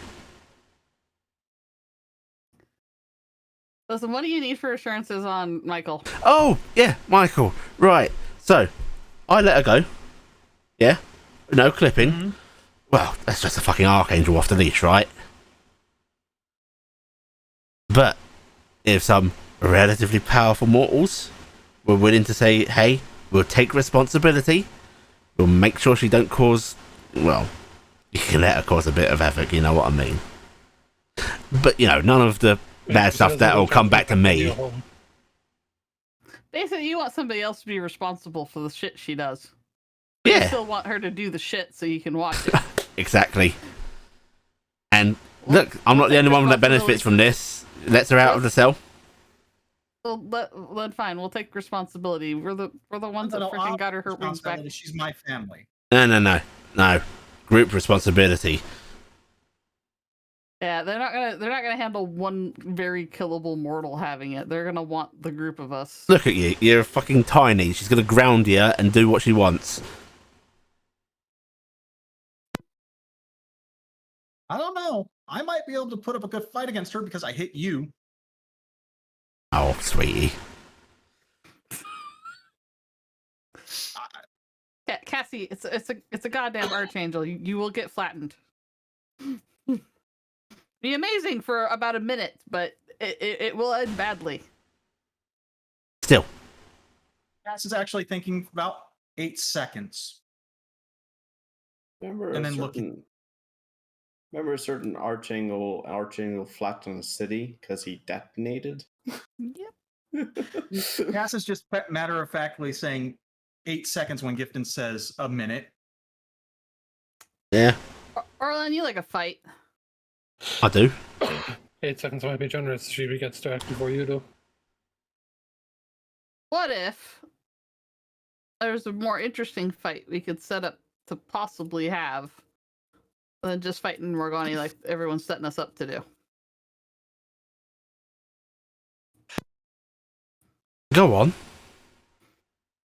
Right. Her first dragons. You just saw us fight one, right? Yeah, fucking fine show that was. My Yeah, favourite of the bunch as well. Yeah, big brute. Uh-huh. Powerful. His sister Mental took over his body after he left. Don't care. What's the end game here? She wants to join all the first dragons into Morgani to try and right Morgani's madness. Put them into a sleep for about 150 years, and then the group of them will come back out as one being. Could be good, could be bad, That's could be a exciting. fucking as hell. awful idea. But could go good. Might be good. Morgani's, okay. Or everything in one fight. Listen, I like a fight, but I'm not a death seeker. Not most of the time. But Oh, like that would be a problem for you. listen, I love my family. I do dearly. So, yeah, fuck it. Why not? It's a chance anyway. And hey, 150 years to find some proper champions for you. Oh. Yeah, I'm sure they'll crop up. They always do. That's how Right. it works, right? So, what did you want me for? And he looks over at you, Cass. That.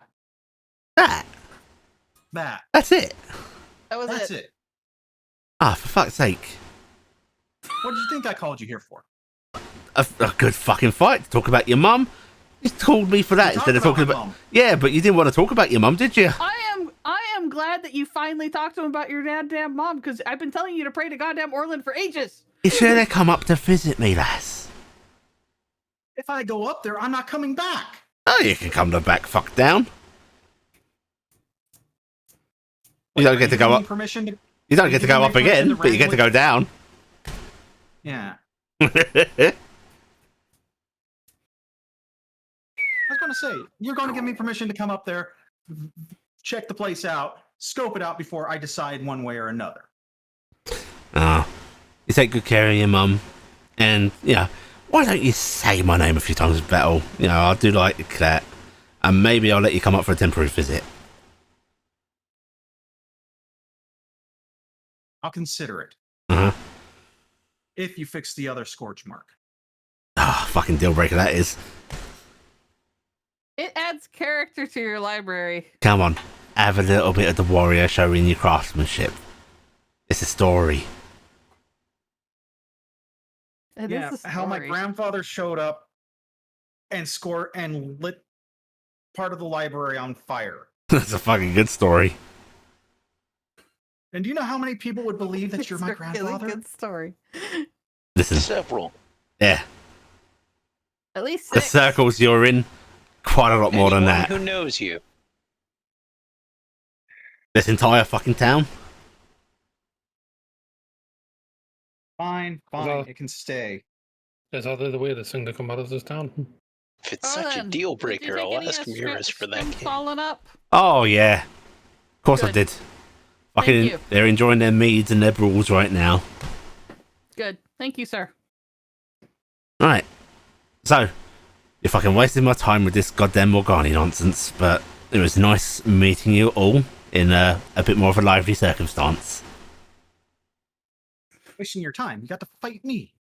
Salute. I'm staying by my statement. Like, there's anything we could do that wouldn't be a waste of your time. Have you seen us? Yeah, well, I'm gonna be off then. I have a possibly boring question for you. Oh yeah, what do you want, Kid Killer? Thank you for that. Out of curiosity, is the Warforged that ended up in your heaven, do they still Warforged or do they revert back to being Goliaths? Oh no, still metal and all. Interesting. Oh, I do quite like them. Nod.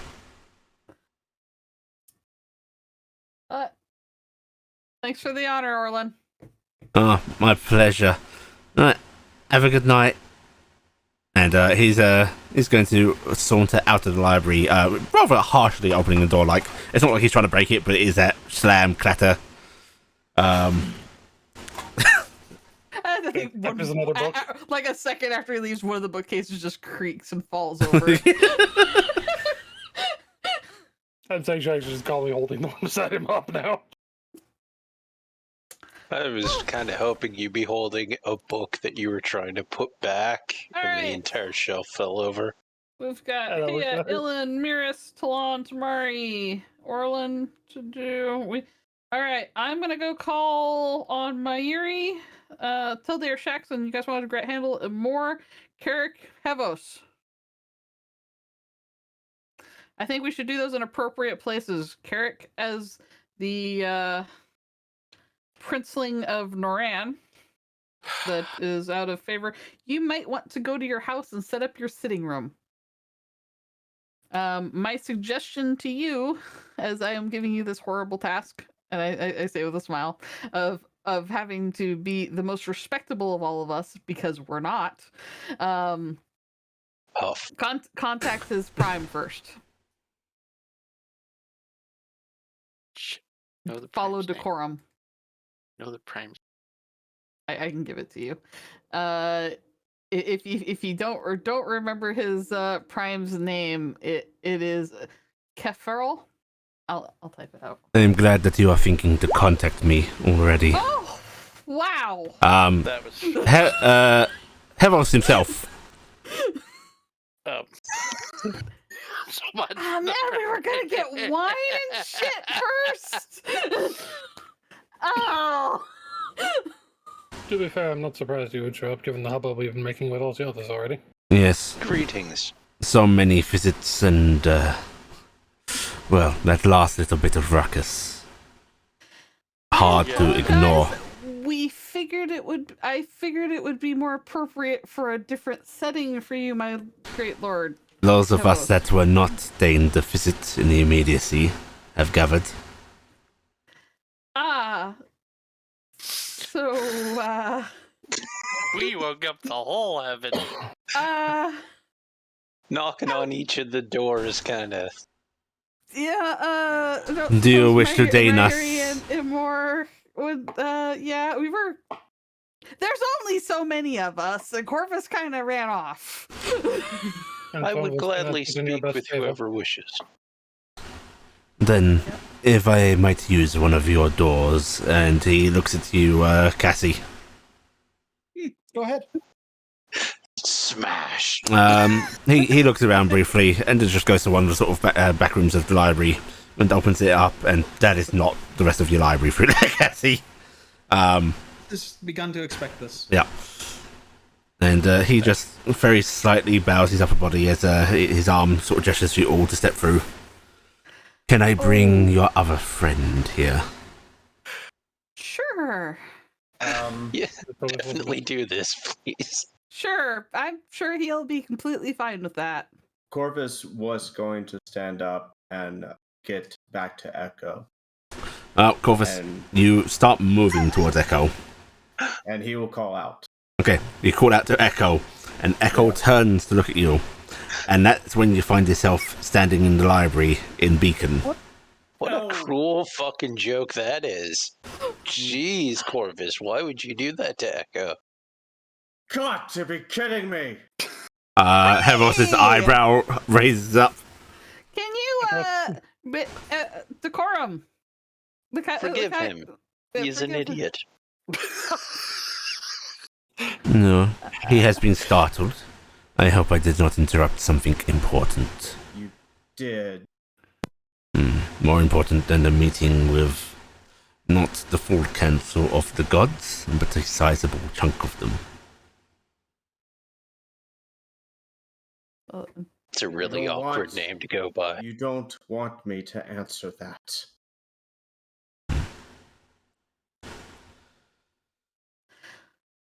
All right. Shall we go then and have this meeting? Yeah.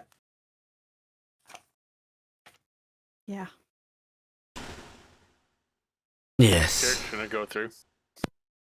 Shax will go through. Gonna go. If you wish not to attend, I will send you back.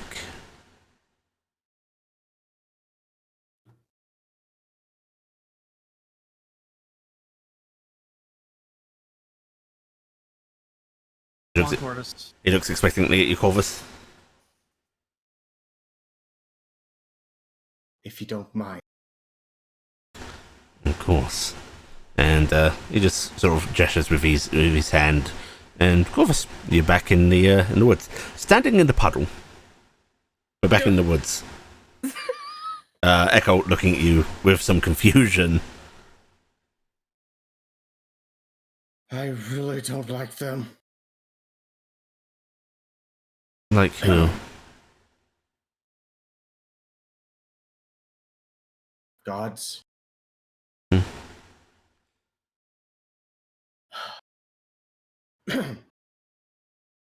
Steps out of the puddle. Echo, I'm sorry. It's only natural that you don't trust me. I want to, though. And I want to do this.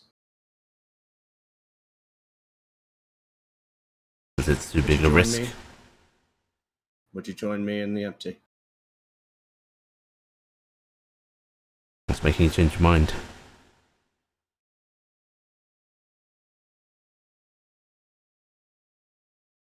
Myself?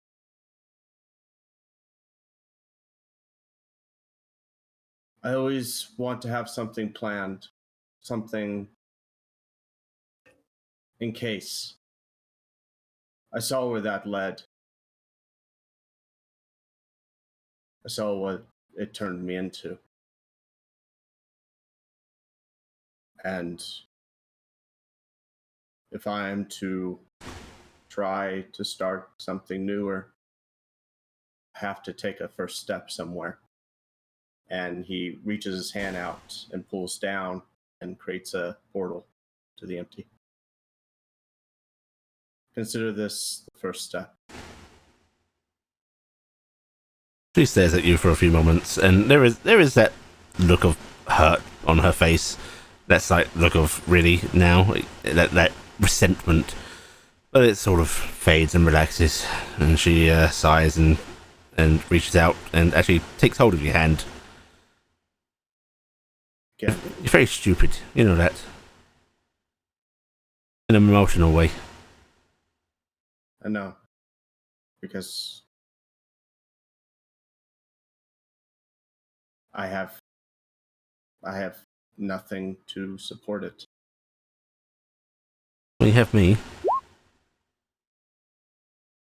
Yeah. And I'm sorry that you have to deal with it as I try to grow anew. We have to deal with each other. Please, no funny business. Oh my god. Really think I would? That was a joke. You're not very funny. And she's going to squeeze your forearm slightly, and then she's going to drag you for the portal. Yeah. Inside, there is no horrifying crystalline structures. There's just the calm, open expanse of the empty. Was he infirm here when he did this? He was just outside of Firmir, but yes, very close to it. Oh, lucky. Maybe.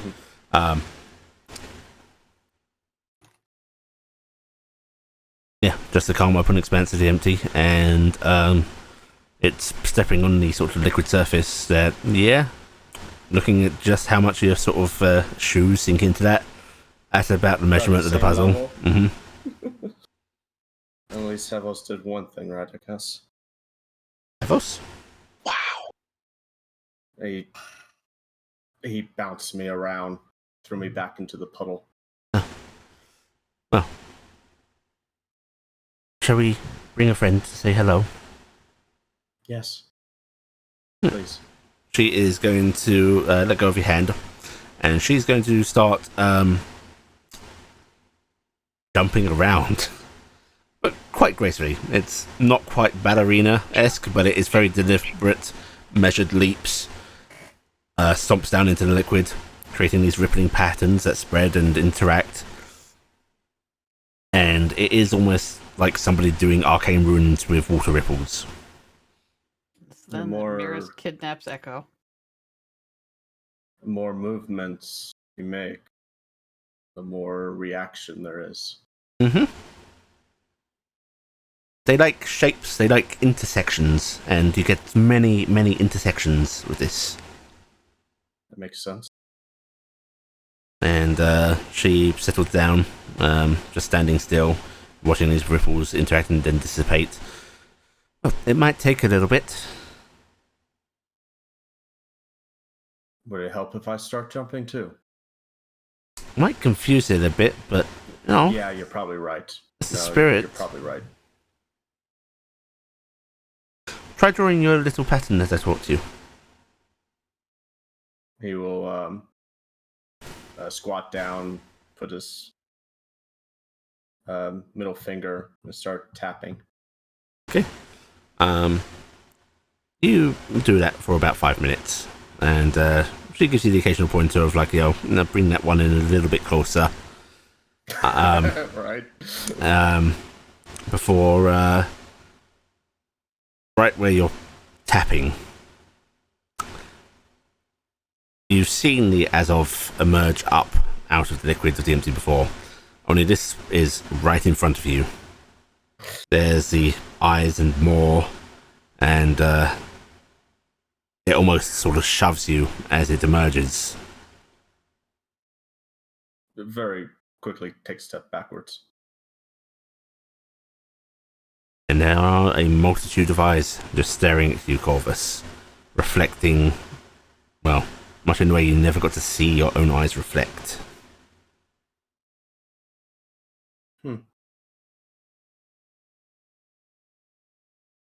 And now the real problem. Did Corvus ever figure out what he was going to ask an Azoth if he ever got him to meet one? Okay, do your pattern again. He will do so. Corvus, persuasion check.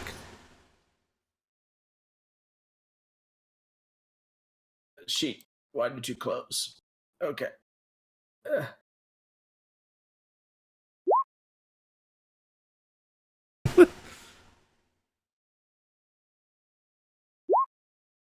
Okay. Can I card it? Yeah, if you want to. Yeah. Yeah.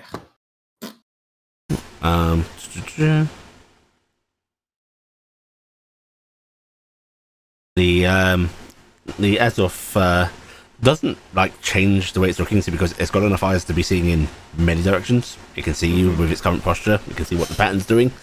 And it doesn't move. And there's no ultrasonic vibrations or anything that you can discern that would cause the rippling that then emerges around it. But the water, well, the liquid, I should say, jumps, shifts. It's creating intersections, not just through ripples, but actually raising the water out, creating geometric shapes, which then just fall back into the rest of the surface of the empty.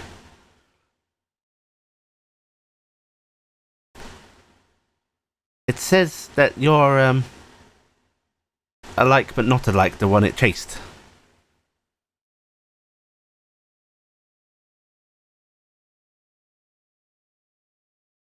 And how exactly do I respond?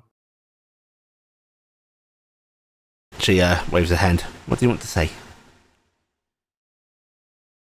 No, I'm not. I'm part of this place. Creation from here. Echo plays in the water. The Azoth stays standing still. And then there's that rippling again from it. And Echo says to you, then it says, welcome new friend. He will smile shortly.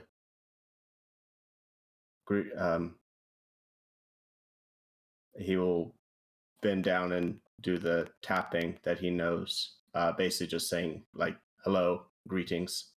There is another rippling, a minor one this time, as it echoes the exact same pattern at you.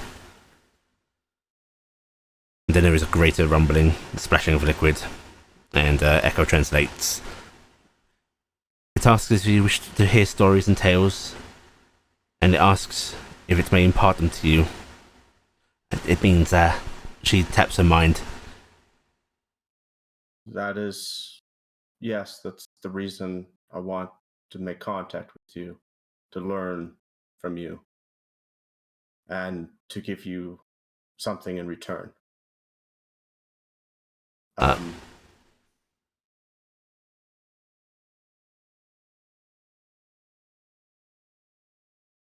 will reach in my bag and grab him, if that's all right. Echo gestures for you to continue as the Azoth stays standing still. He'll reach into his bag and pull out the jar. I believe these belong to you and your brethren. Sorry for the harm that befell you and yours. There is a patterning that appears in the liquid, and it goes on for quite a bit, a good minute. And Echo just stares and goes, okay, it's a bit more complicated. It's basically welcoming you for the return, and it expresses concern that you might be affected by its radiance like others are.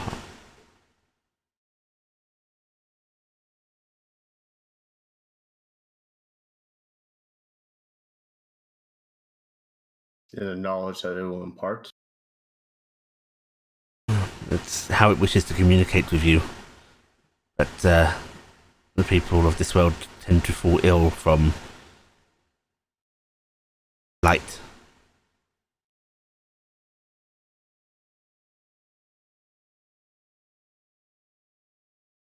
I'll figure it out. Tell it to go ahead. Okay. Gorfus, if you had a Geiger counter, it would be clicking. Yeah, I love them. Incredibly. The droplets bounce in the air around here. Shapes forming. And then there is a more direct impartation onto you. Corvus, this is when you can actually note down on your sheet that you are immune to air quote poisoned light at this point. Okay. You are not affected by radiation.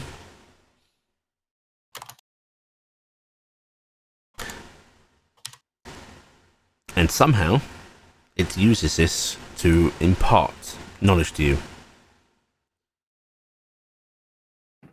You are going to be here for a while, Yep. hearing tales that, while aren't amazing knowledge of, weapons or scientific breakthroughs or anything like that, are stories from outside of this reality. It's going to tell you tales it's heard from other races. It imparts stories. It imparts languages that no one else on this world knows. It is giving you knowledge of the outside.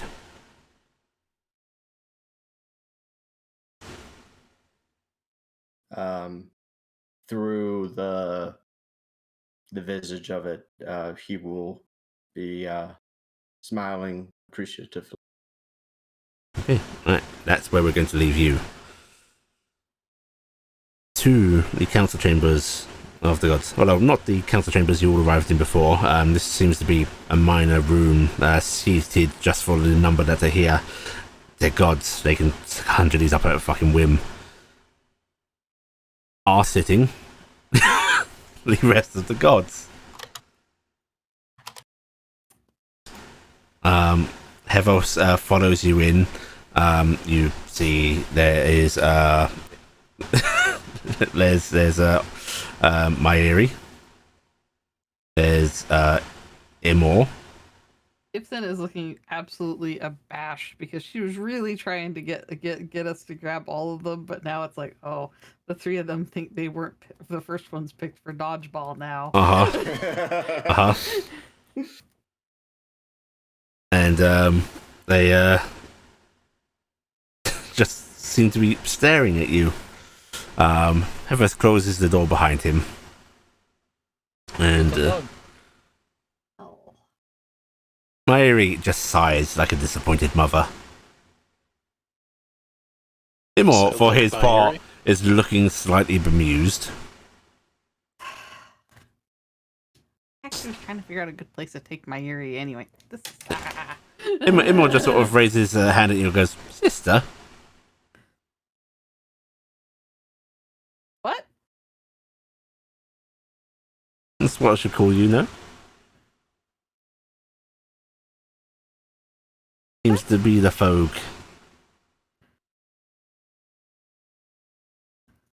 Because of Lalasil. Oh, that doesn't make any sense. I'll talk to you after. Come on, why was I not included? You were going to be included. There's just only so many of us, and we were divvying gods up. But you chose some very specific ones first, Hevos says. That's because there is. First of all, I went ahead and thought we should talk to Talon because he seems pretty even judgment. You gotta give him that. A decision I can after respect. And then after that, I was playing to who's got what strengths. And I'll be honest, my great Lord Hevos, we are not very noble people. And it was really hard to think about how we were going to battle plan talking to you or even approaching to see if you talk to us, because even though you've been very kind to us. Battle plan. You send the father of your group. Dead. Instead, you send him to the flirtatious of the siblings. I'll be honest, I was really thinking... Well, your husband. What about him? He's very much with a lot of children right now. We did not wish to delegate. Well, and I was going to have to explain a lot of things to him, and... If you wish to simplify explanations, why not call for a council meeting? We were talking to Talon about setting up a council meeting. That was part of it. And he said no to that. He said that he would try to get one set up in the next couple days. And we thought we would spearhead ahead and just get a hold of everybody and let everybody know what was going on the side, so it wasn't going to be a big drawn out thing. Because So, We're is it very you or short-lived creatures. him? It's me. It's my fault, okay? Hmm. I am at fault here. Mayuri actually reaches out and she's gonna pull Heathers down to sit next to her, and is just patting his forearm gently. It's okay, dear. I didn't mean any slight by it, did you? No. I honestly thought that we were supposed to go through your prime before we talked to you directly. You've got to be aware that your prayers are More direct. listened to.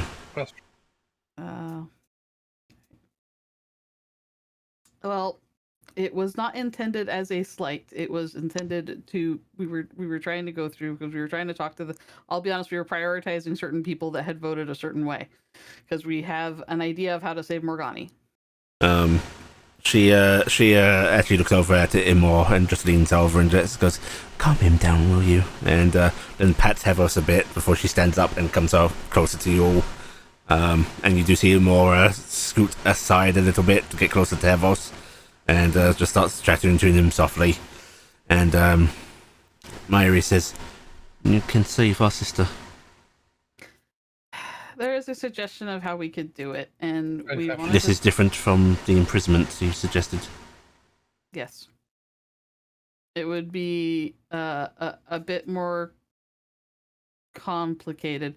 The moment we've slayed the physical, which you're all aware of, the mental took control of their body and began to speak with us as the spiritual. They have offered aid and a lot of understanding of what's going on. I know that this is going to sound bad, but their idea is to try. They believe that the separation of the first dragons from Morgani is actually what has caused the madness in Morgani. They want to recombine with Morgani in order to save their mother. And they are very blunt about the fact that this is very much about their own survival as well. They do not like the madness and how it is ripping apart any stronghold that they can get in the world, because they can't keep followers because their mother keeps killing them. They are also a lot of broken people that have lost things, and I know for a fact we got a hold of one of the magic's eggs, one of her children, and that should go back to the magic, or the magic should get a freaking say about what happens to their goddamn baby. And I don't want to go spend the rest of my life chasing and hurting these things just because somebody hurt somebody a long time ago. So if there's a chance for goddamn peace, let's just take it. So they want to do this thing. It'll take 150 years. Morgani and them will have a big rest, and then they'll come out as one weird conjoined being later on, and then we can deal with it then. But it might be that she'll be okay after that. It might be that but they could also be stupid powerful. Mayuri, who is a very tall and thick lady, is actually going to crouch down a bit. It almost feels like an adult leaning down to address a child, and she actually reaches out and clasps your hands, Gifton. And she goes, "Sweetie, you care so much."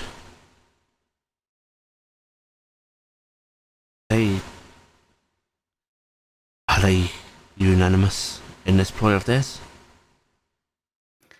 Spiri and Telsha think that they can convince.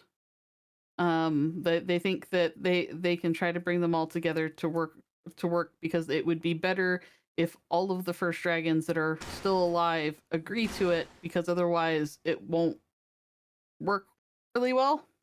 So they're hoping that we can kind of curry favor with the magic by giving back their kid, which, I mean, that's not a great feel, but at the same time, they should get their goddamn kid back, or get, something, and they hope they can do something about the emotional. But we're trying to get as many of them in a positive way on this as we can, just so we can... We can't have them wreaking havoc and destroying the world individually, and we can't spend our time chasing after them with Morgani crazy. Does she speak for you all? She speaks. Yes. And I don't want to kill Morgani if we don't have to. But she has no people left to save her for. Have you pondered that perhaps you are inflicting a greater horror on her? That is why I wanted to bring it up. That is why I did not say we should hide this and not bring it to the gods. Because we could have just done this and not said a word. She nods slowly and pats your hand before standing back up. I apologize if I haven't gone around this the right way to bring up talking to you, but I do not know how to go about talking to the gods. Don't worry, it's just Evos being fussy. And even No, me or he's Imor right. take a slight from this. And he's right. I don't know what I'm doing, and I caused a slight, and I feel bad about it. Yes. I don't None know. of these mortals know any of the procedures because we hardly have set procedures for such a matter. She's actually looking back at Hevos when she says this. And Hevos just, yes, I know. And it just felt. And he doesn't continue his sentence, he just, puts his chin into his hand, and it's a sort of relenting sulk.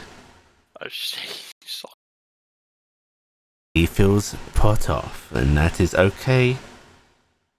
But we move on from that, don't we, dear? Yes. Right. Well, I do thank you for bringing this to us. And I really do hope to hear what you have to say about it. Imor, looks over and goes, I hope you know my feelings on the matter. I'll be honest, you're a mystery. I think her end has come.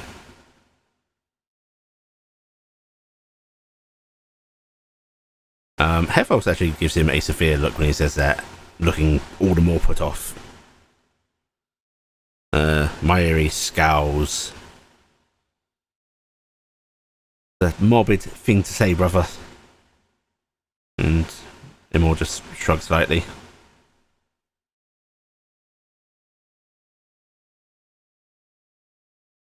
Hevos goes, there is a lack of dignity to this fate. The spiritual and the mental have already pledged to assist Hea in defense, and she has accepted their aid. Is this conditional? There was nothing conditional about it. I am not to say that they could not find a place in this world, but to inflict them upon Morgani. Perhaps death is a better fate. I would not allow such indignity upon myself.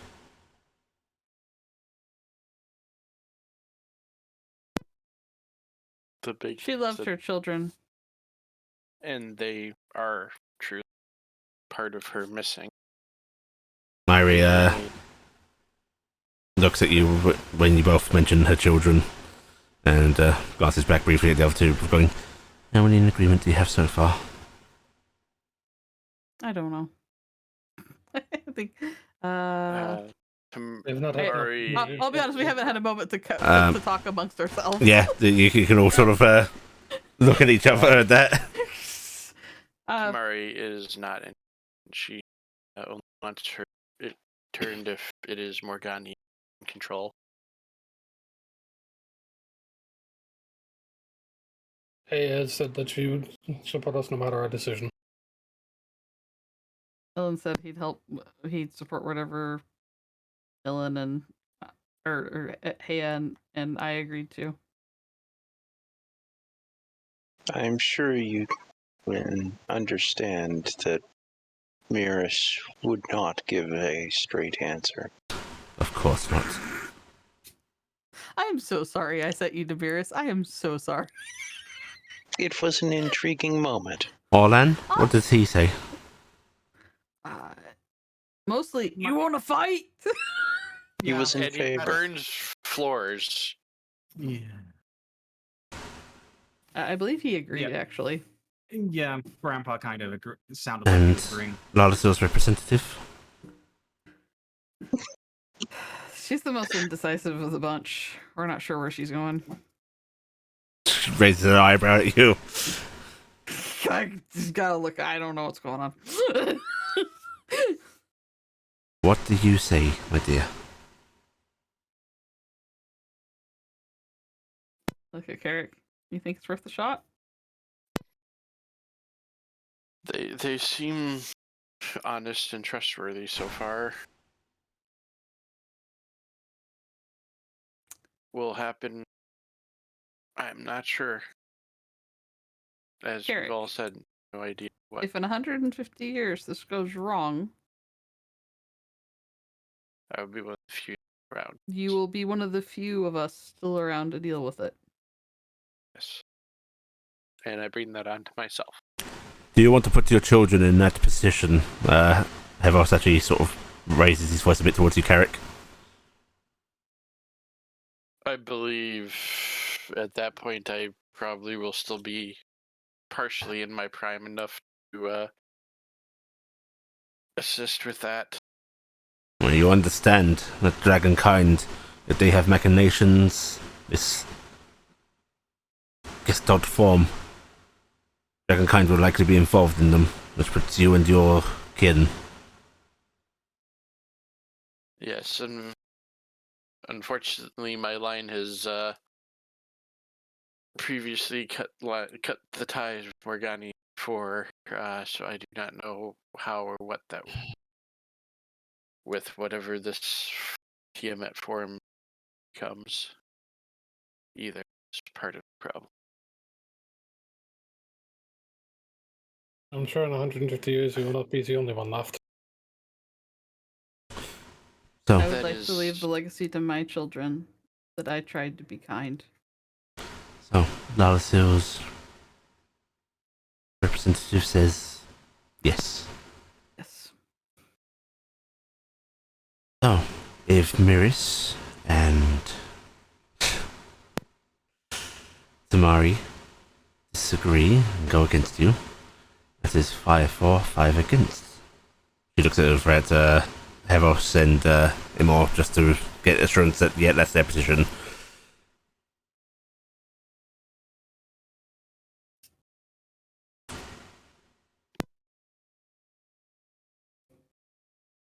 I think her and her children deserve a chance at this.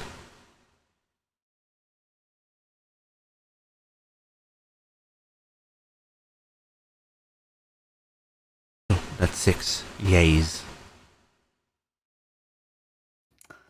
Okay, cool. So in about 2 days when Delon calls the meeting, we know what's going on. Kind of. I don't think there's a need to wait for that. Oh. Poor Talon.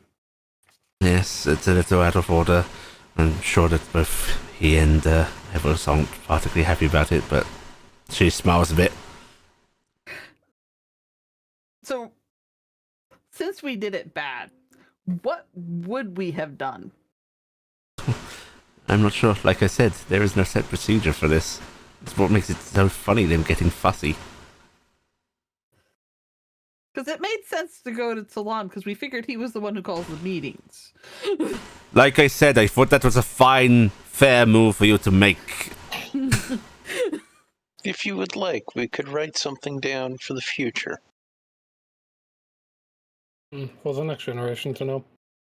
I'm pretty sure they Jack, don't I'll have want a the bit of a next wry generation smile is about that. never. They're never talking to mortals again. Eh, They're done after us. Everyone's waves his hand and goes, make Talon do it. As long as the procedure exists, he can write it and I will follow it. Gifting, I don't know if yours will allow them not to be talked to. We will. We're gonna sing to them every night. They're never gonna get that earworm out, but they don't have to talk back if they don't want to. We'll talk to the others. We'll make sure that they are aware that we had our meeting early. All right, thank you. I appreciate you coming to talk to us. I'm sorry that we didn't get to you in as timely a manner as we should have. She shakes her head and goes, again, it's not a big deal.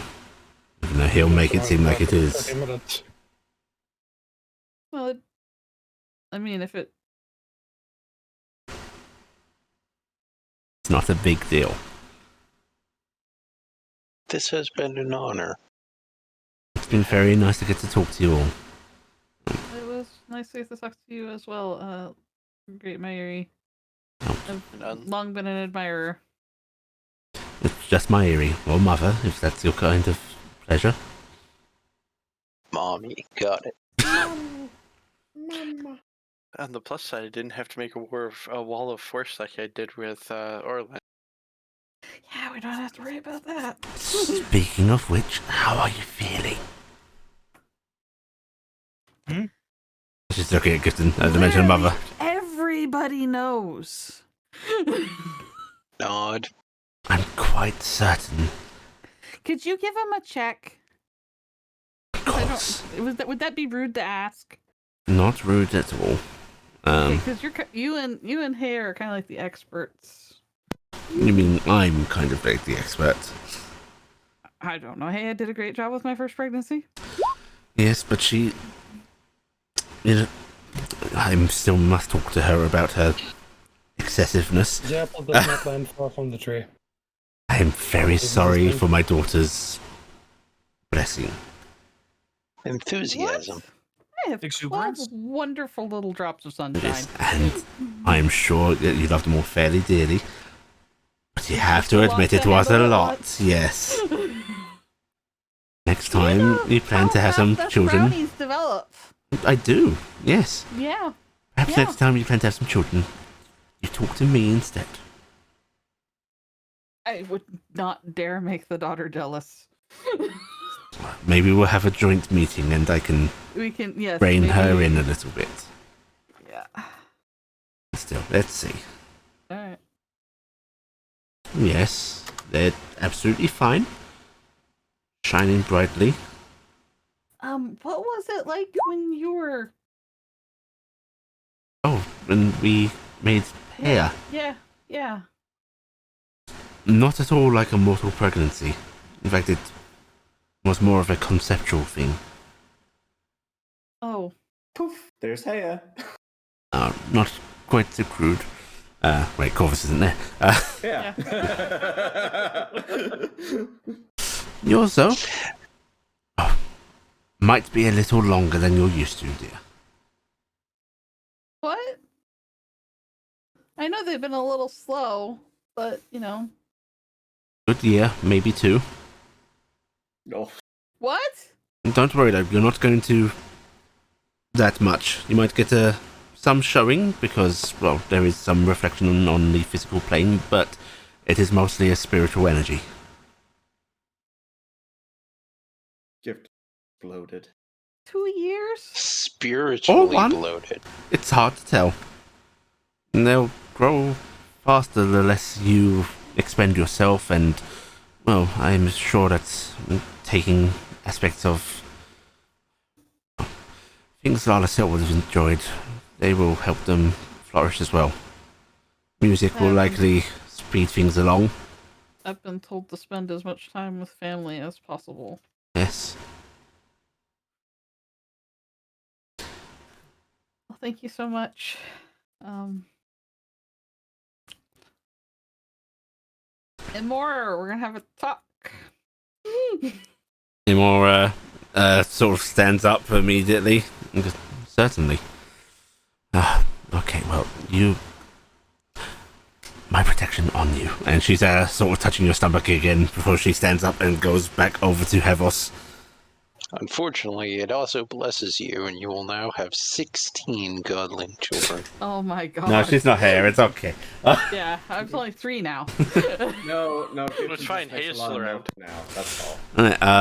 And she goes and she sort of like collects Hevos, like, arm in arm, pats him a bit, like leads him off. Sulking. Imora. Before they, Yes. before they leave, Lord Havos, Lady Mairi.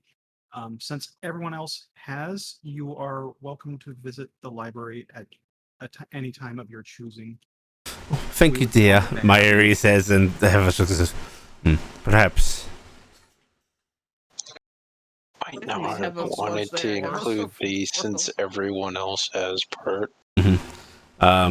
Imor sort of watches him go before looking into you, Gifton, going, I've always been clear about my intentions. I know. That wasn't about that. Oh, then what's the matter? You were sister. What do you want about sister? You trying to be like my brother Raziel now? No, Miris has brought up some fine points about you.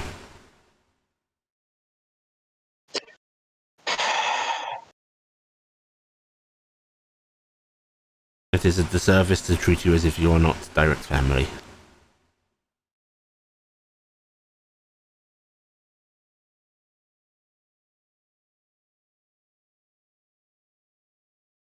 That doesn't make any sense. That's not how it works with the primes of the gods.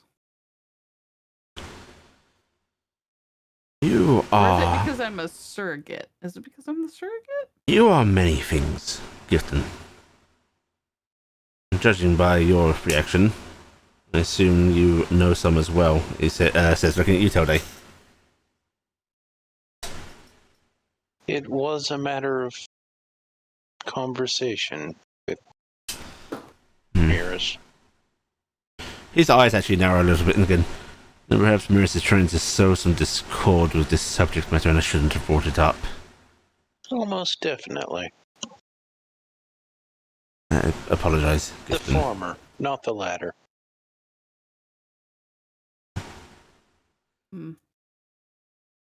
Gifton, you are many things.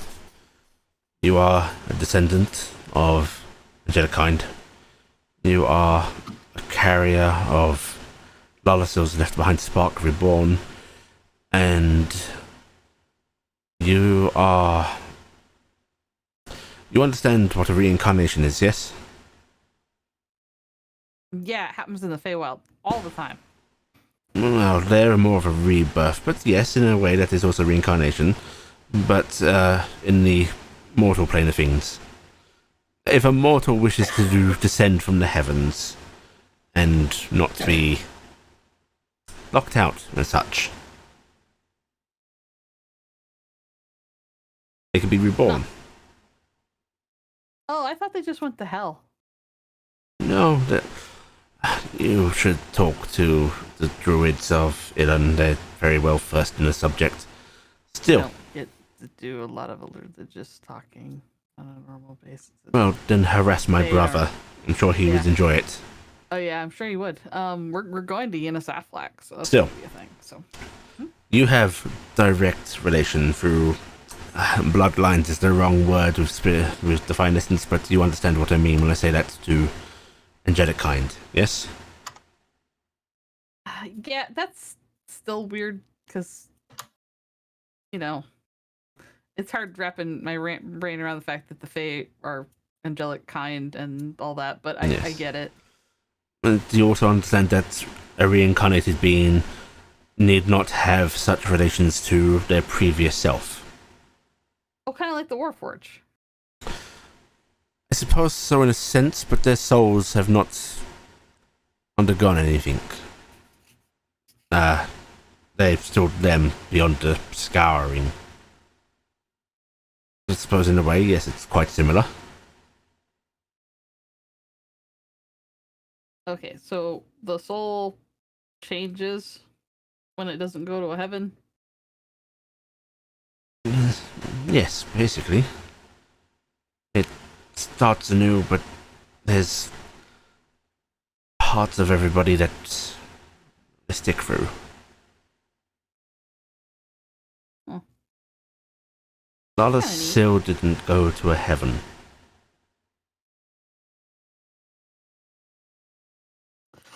Oh, is she like reincarnated in all the Fae? There's actually a great potential of that, but we are quite certain that you're the main focus. I would hesitate to say the only one, but I wouldn't be surprised if you were her in her entirety, beyond the spark she left behind for you to carry. I think it's one of the reasons you can.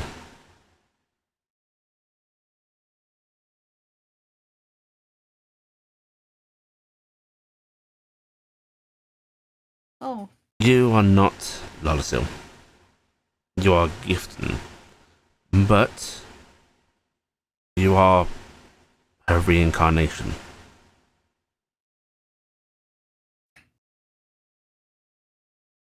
oh.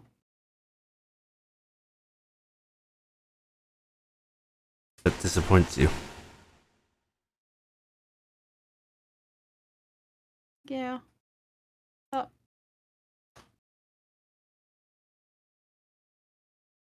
I thought I was past being somebody else. You're not somebody else. But I am and I'm not. It's gray. I mean, sounds like no different than Corvus. Or Telday. So, Yeah, you Yeah, sound or- more akin to Telday, Gifton, if the way it's being explained. You are you, but you were someone else. Yeah. Do you? I'm sad for the people that will see her and be sad that I'm not her.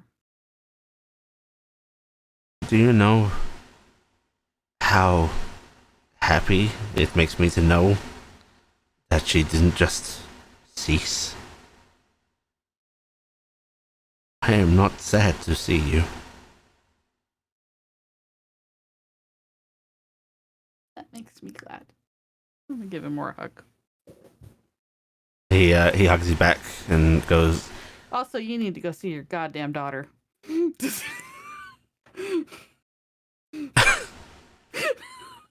sorry, the use of goddamn in there is... It's just colorfully amazing. I desperately want to. I am letting her approach this on her terms.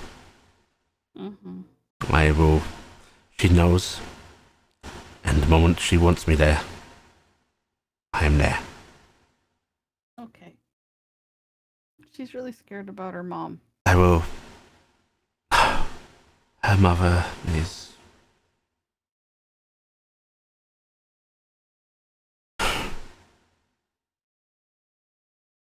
I worry as well.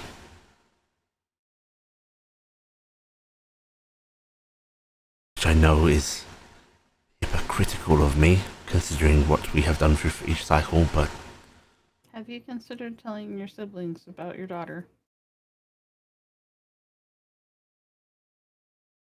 I've considered it. I have In rejected light the of notion. everything going on. It would be safer for her if they were gone. You've seen how they've treated. He looks at Cassie. The suspicion. The cruelty of it all.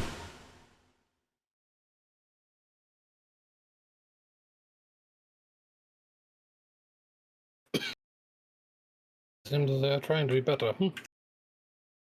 Maybe not telling them now, but someday.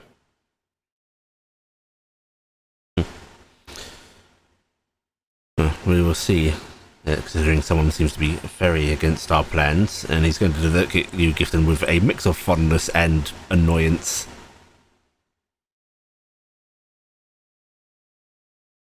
Can't blame me for that. It's not fair. I have to lose you right after I get to meet you. No, it's not fair.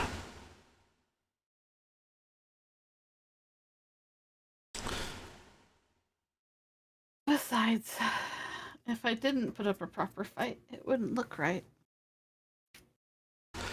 I am admittedly now a little concerned about the plans.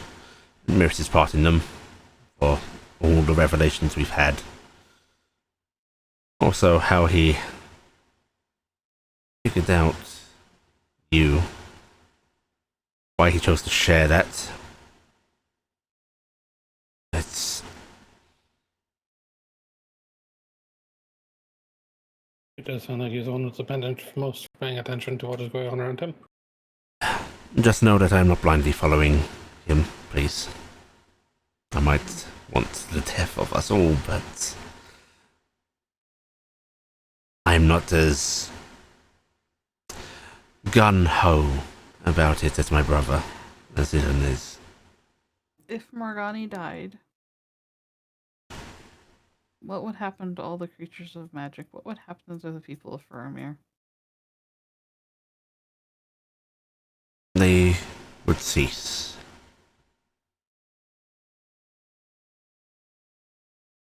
Well, most of them. I suppose it depends what form of magic they are made from.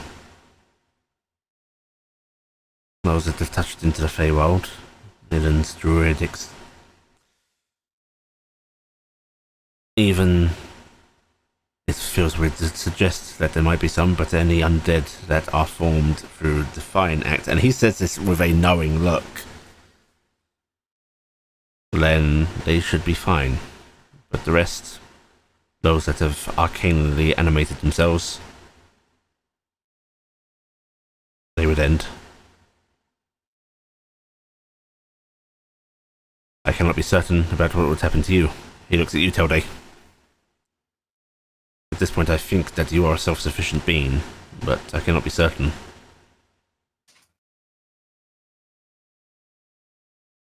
Unfortunately, the one that could give us the best answers is Morgani.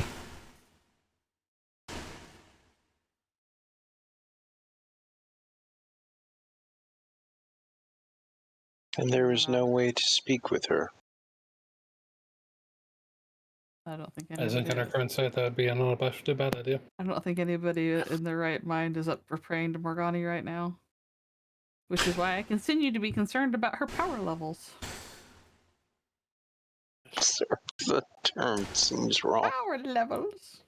Over You're over 9,000. Yes, I know. Thank you. I don't think it would be wise to seek her out. But to say it's impossible, no. If you have an inkling to where she might be, you could seek her out. It would be easy if she's not in her heaven, but if that is what you needed to do, and that is where a plan took you, you know you have allies that would help you. Can the gods grant access to others' heavens? He shakes his head. To certain regions of them, yes. We of course have left the regions open. She has closed all of hers up, but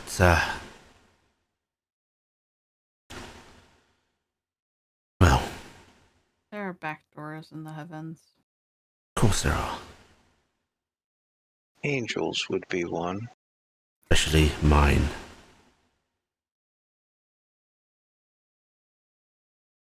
No, Of course, your angel still had to drop people off, right? Of course. That just says I'm already know one way, easy way in for that. I guess this would be the point, and I'm guessing the answer is obvious since you didn't say it. You're cutting out a little bit. Back up. Sorry. I guess this is probably obvious, but I will ask just in case. Have your angels had any side effects of going? I'm guessing they have dropped some off since this.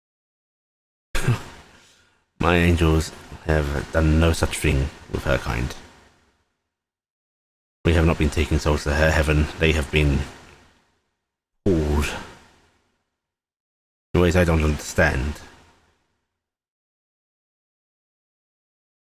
I'm the angel back way. I'm concerned about what would happen if angel, even her own at this point, were to enter. This is a grave concern. That's why we have forbidden it so far, but if you had need of it, it would not be the first angel of mine that has died for your cause. I really would like to stop seeing the more angels die. It would really do my heart good. If it brings you any comfort, they are quite at ease with the concept. I'm not actually worried about it causing death. I'm worried about it more like a backlash. Something traveling from her to you. Potential, but I do not see it happening. I'm not sure what machinations would cause it, but I suppose it is a reason to be concerned. At the very least, they could show you to one of the doors. I would like them to try and guide you, but if that is as far as you're willing to take them.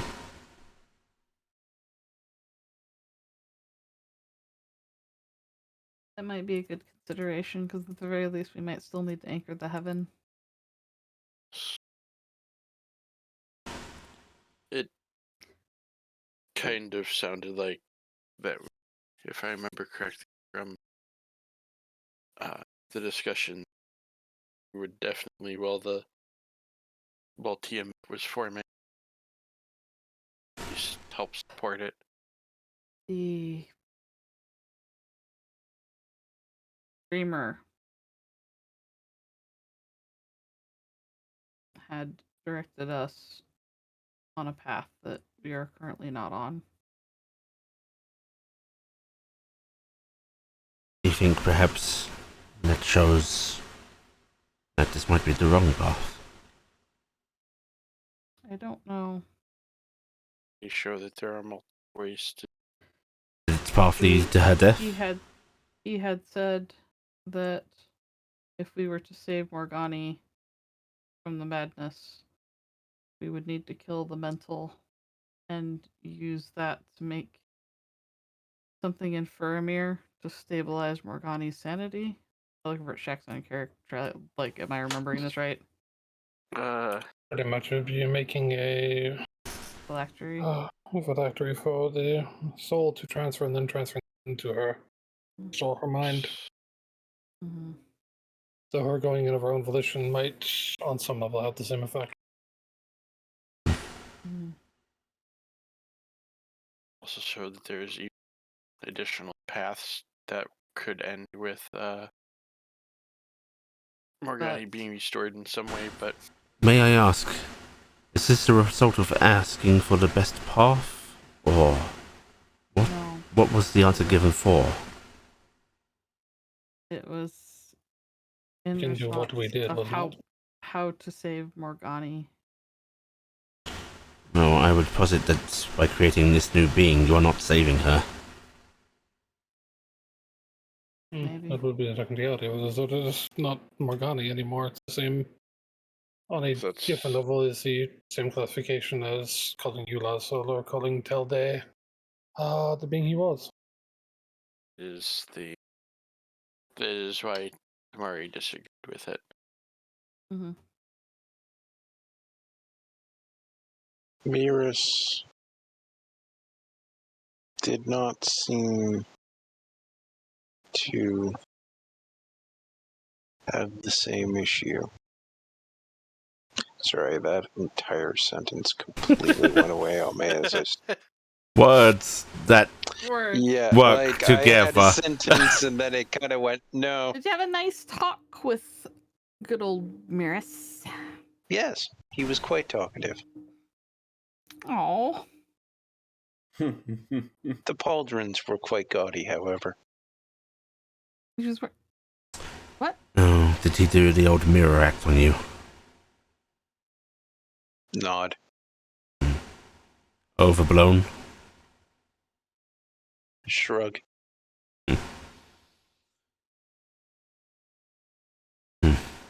I only bring this up to you because you're aware of what Corvus is, Of course. and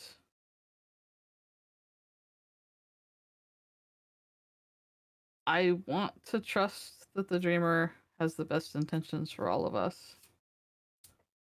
and it wants to see this reality stabilized. But I'm scared of what we might do in the process. I can only hope that as it created us, it would not throw us aside so easily. But having seen what me and mine do, I think part of the issue for it is that it does not know how to go about the process of keeping saving us, so every action it takes is a stab in the dark, which is can have, dangerous. side effects. There's our reality. I wish that Grabbing at wet parchment. I was clever enough to understand its machinations. It concerns me that I think Miris does, to some extent. I think Miris does. I think Miris has a very strong handle on what's going on. I think each of the gods has a little aspect. When we met, it mentioned that it always saw Morgani first. Easiest. The Dreamer was trying to help us anchor the heavens. All of them. And what was to come. So Miris will probably get what he wants in the end. If we take after it, in small aspects like you suggest, what do you think it suggests about that being?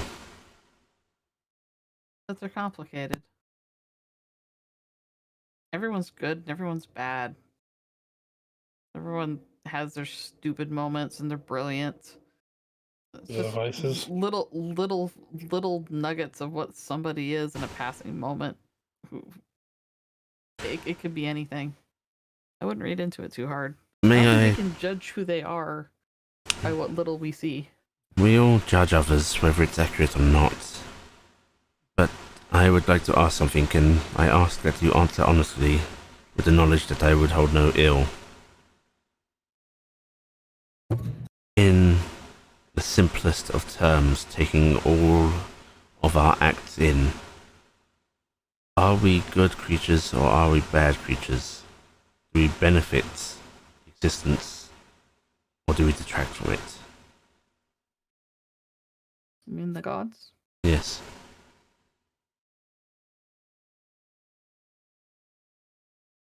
I think your brother put it best. You are all flawed. It is a fair assessment. But we all are flawed. That was my point. If you're saying if you're good or bad, if I were to pull back and think about the wide scheme of who the gods are and what little I know of you, and I say very little that I know of you, the whispers, the concerns, the adulations, the joy of people, the whole range of what I've heard, right? I think at one point you may have genuinely thought you were doing great things. And then who knows what happened in that first cycle, but something changed. Fear set into our hearts. And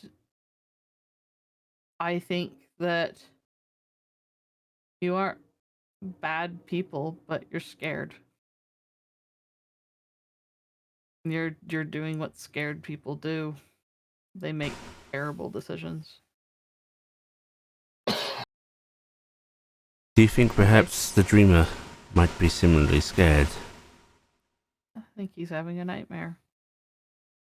I think this is a nightmare.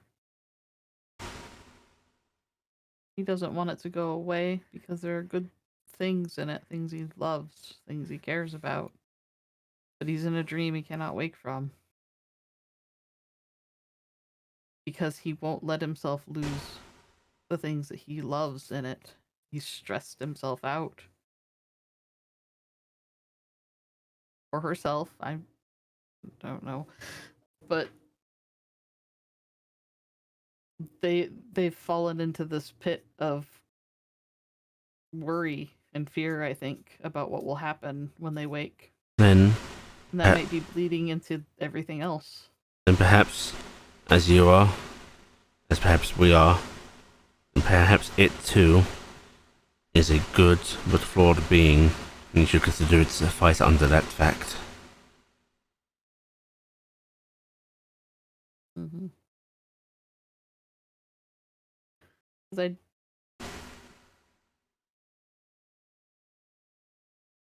I want to believe that grandson's trying to help us.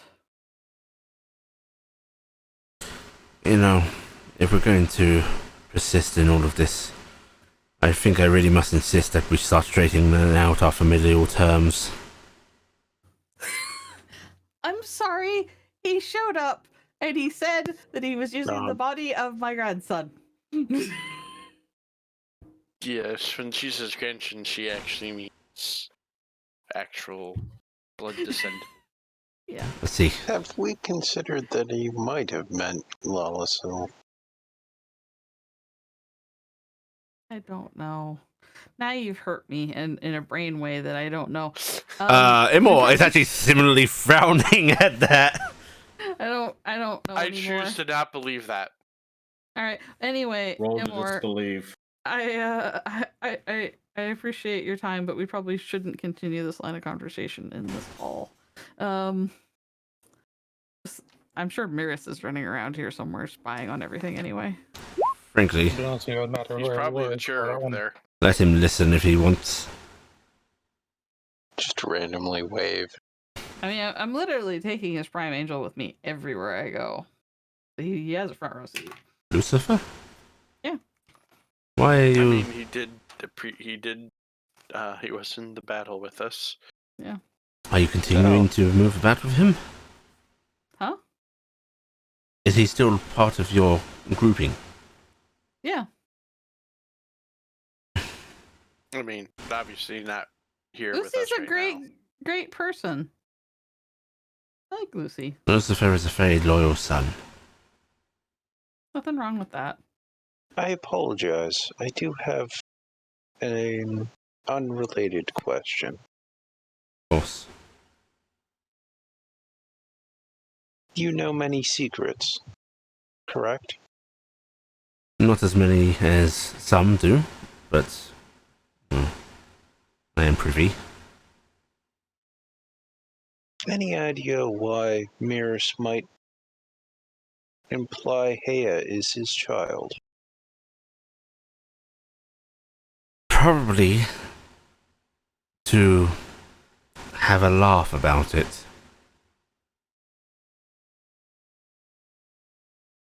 Did he imply that Hea is his child?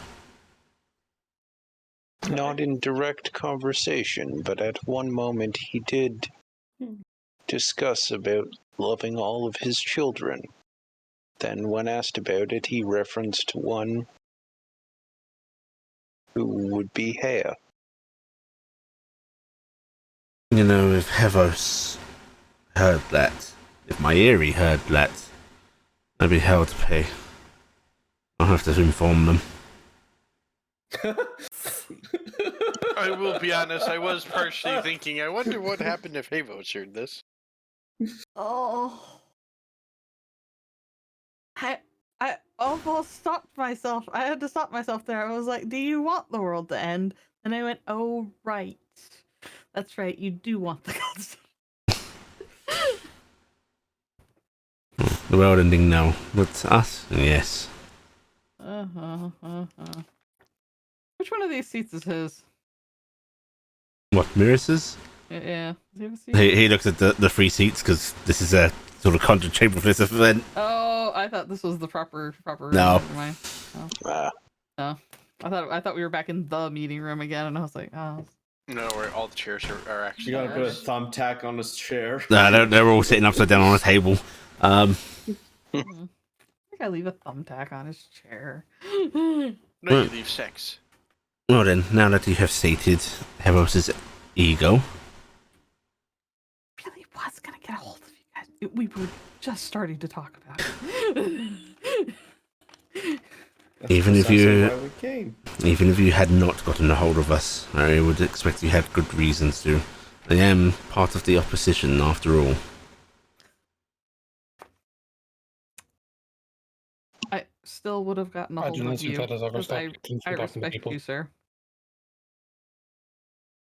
Right, well then, I should really get back to my business. Yes, your many, many duties. Thank you for sending your messenger. You'll be safe. And while I know that you are likely set, I will ask you to consider her fate. We will. Sometimes death is a mercy. Mhm. He will sort of gesture back to where that library door is still set in. Alright, let's head back out.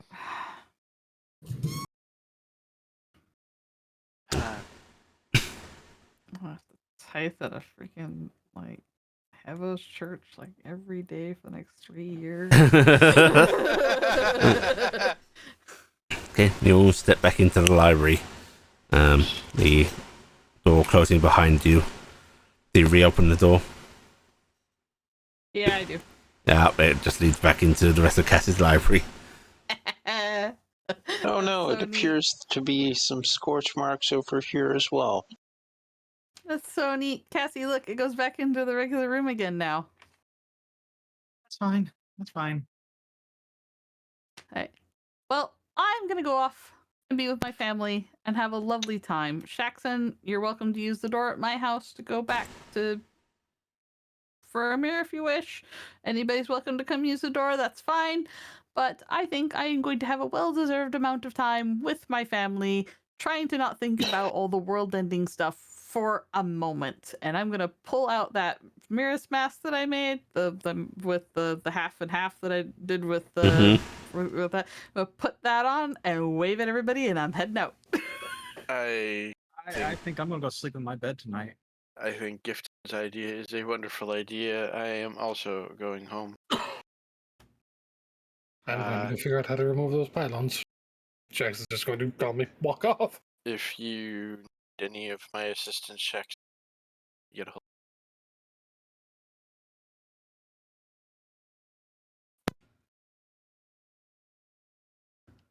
That leaves Telday alone with Cassie.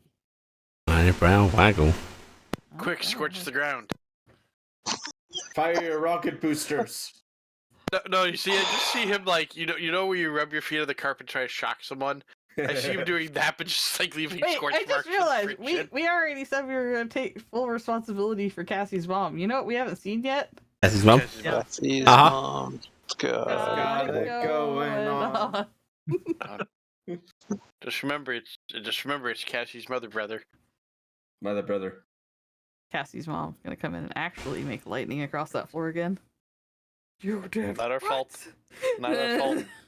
We didn't do it. Okay. You'll depart, heading back to various homes. Saude, what are you doing?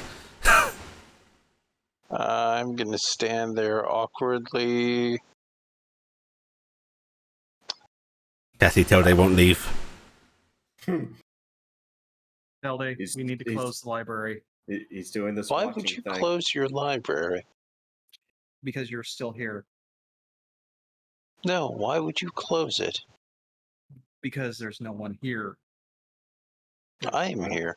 I'm here. You know how to run a library. Yes. Go in, go out. Okay. He's like the one person in the party who's completely reasonable. For Also, I will say, having a 24-hour library in this town probably actually a good idea. Yeah. I mean, Keep them darn Warforged kids off the streets.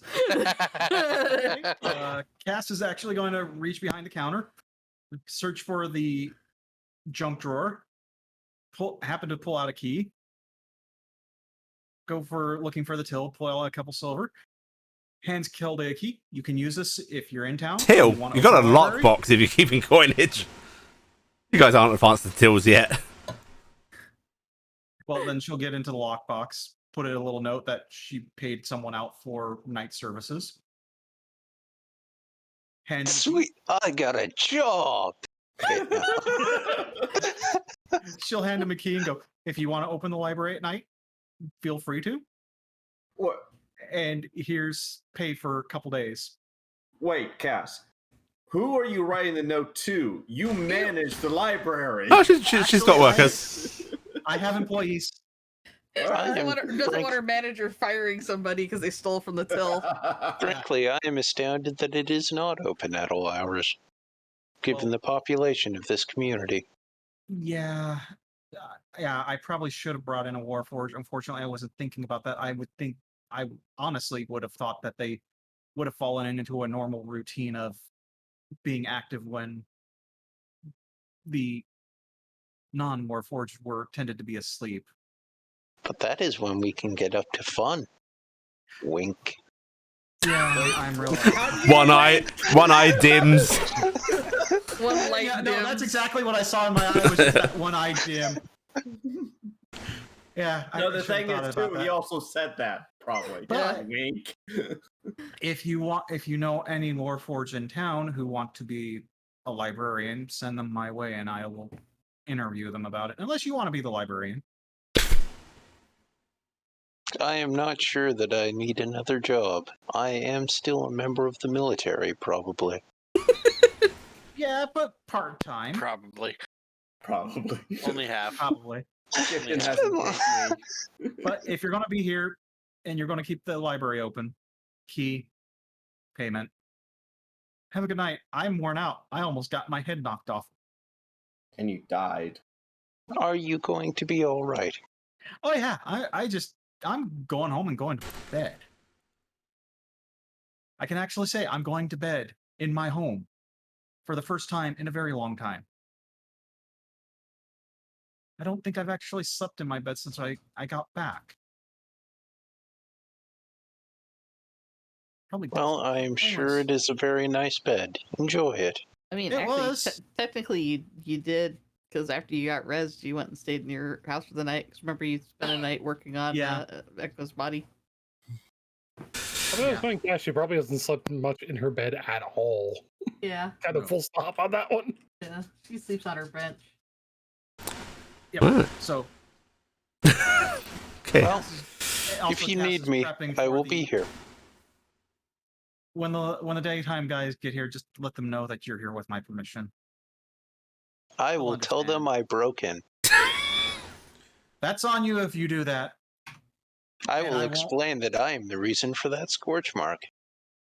If you want to take that, up, go ahead. Orlin might get upset about that. I can't say. Gramps is grumpy that way. Mirrors is clapping. I am sure he would definitely not want to fight me. That is not like him at all. This is why I'm standing here, so I can turn Good myself night, into a Tilde.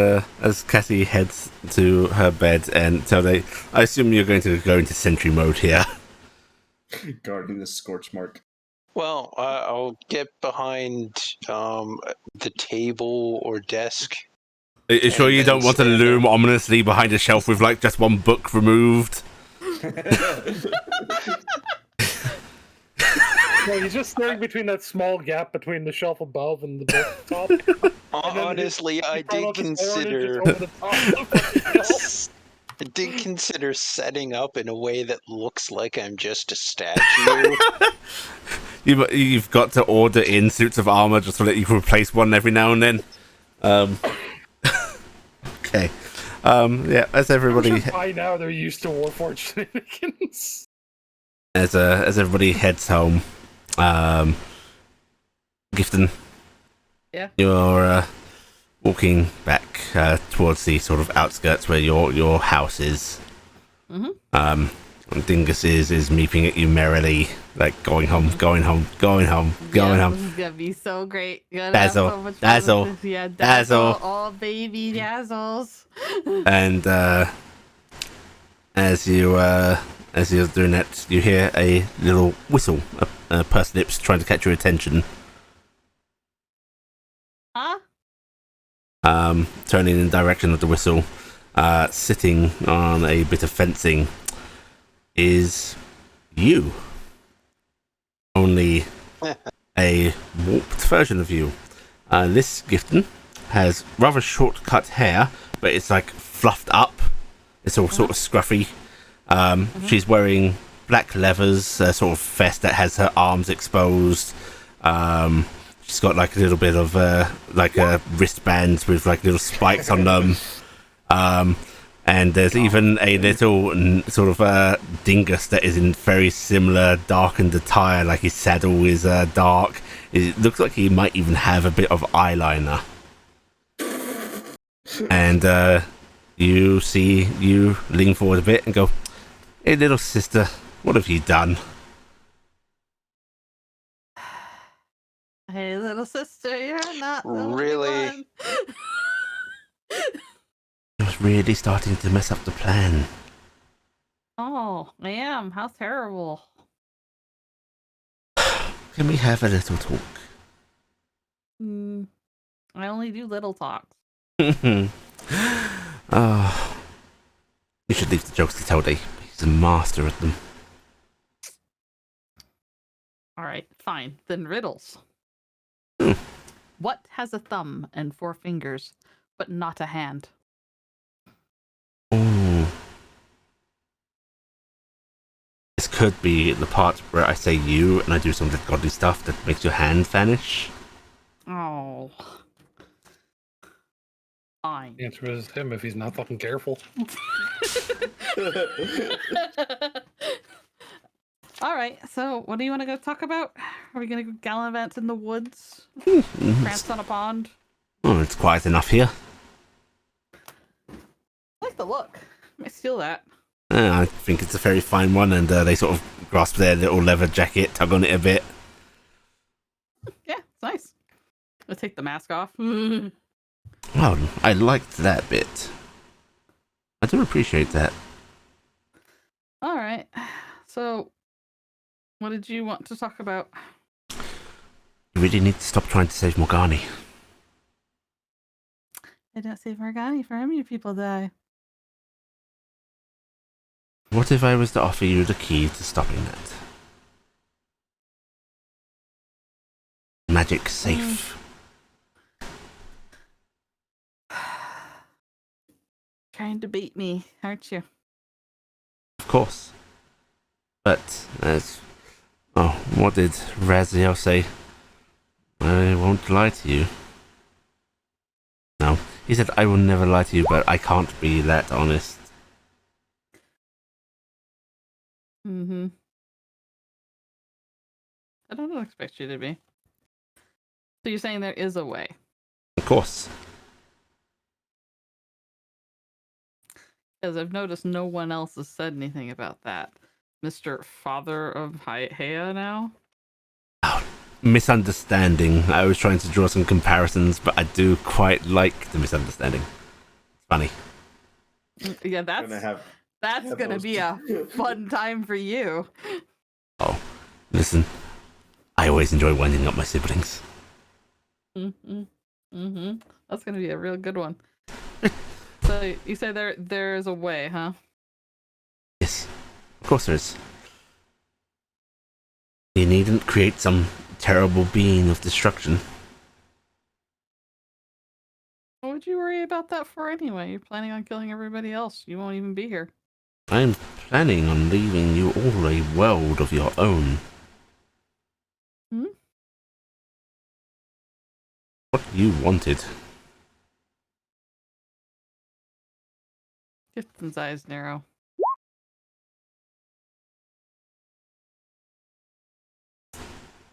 The pylons are your key.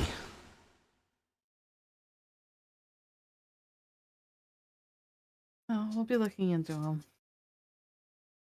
But it'd be hard convincing Carrick and Shaxan. Yeah. He's going to, well, she, in this current form, is going to take a note out of her jacket. Just looks like a folded up piece of napkin, and they hold it out to you. You writing me notes now? No, Carrick is Shaxan. Oh. Oh, you wrote them a note. Mm-hmm. Okay. A little bit of formula that will get them started, show it's possible to redirect the pylons from the Feywild to Morgani's heaven in a stabilizing manner.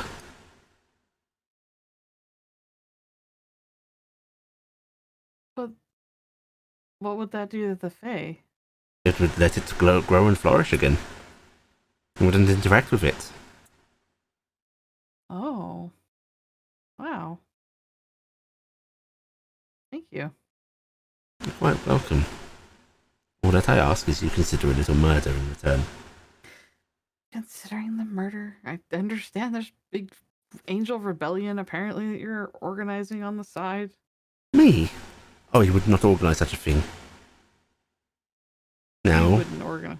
if, you know, some angels of mine happen to take it upon themselves, then, well, rebellions happen. Mm-hmm. But they can happen at a good moment rather than a bad moment. Yeah, at a moment when it might distract everybody. Right? A They- moment of hesitation. They put their hands up. You are clever. Not clever enough, apparently. You have all thrown many, many problems into various contingencies. So I am trying to be a little more open. Things. Well, it doesn't help that your buddy the dreamer outed you. Yes, a little more independence forming a little quicker than I thought. Mm-hmm. Which I'm happy for them, of course. But it is inconvenient. It is, because it's an inconvenient truth that you're trying to do the right thing. No. I'm the bad guy. No, you're an adorable Vector at playing the villain right now. Every stage And needs I'm its villain. It does. And you're doing a grand job, I'm sure. That's the agreed upon roles. You the saviour, spark of hope. Me, the triumphant end.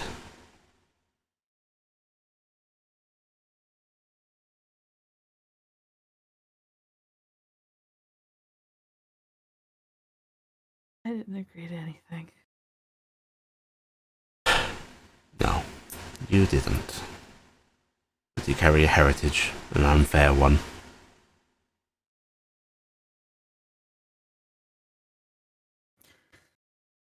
Is that why you're telling everyone that? To let it sink in that I have duty for what she did? I think I just want them to appreciate what you are.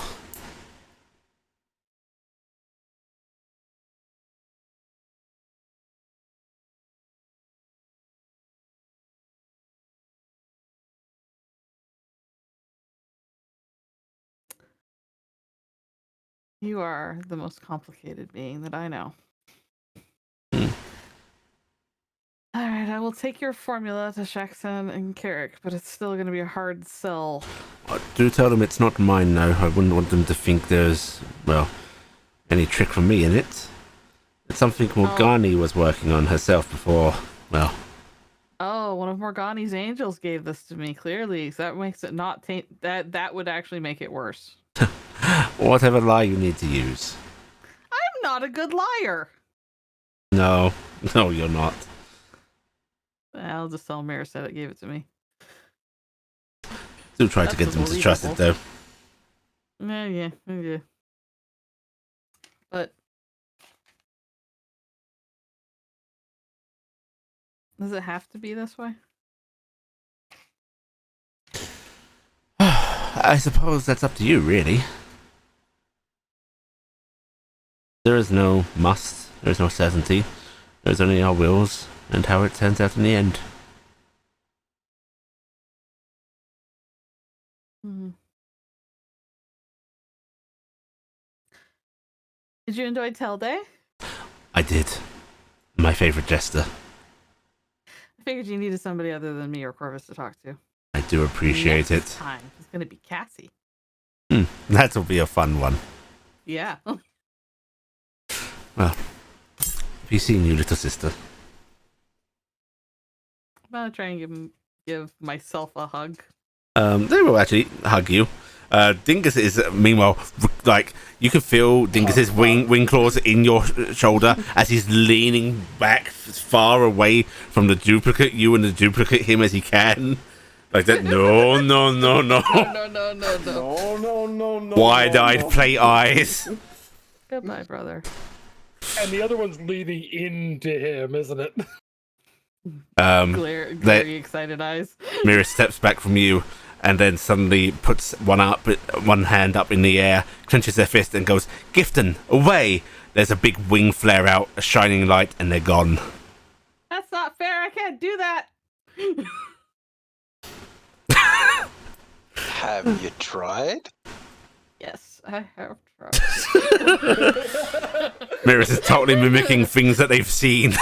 Right. You can continue your journey home to your loving family and settle in for the night.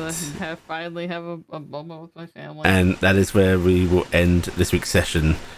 Yeah. Yeah. Eh. Why is Mary trying to give me? Oh yeah, that's right.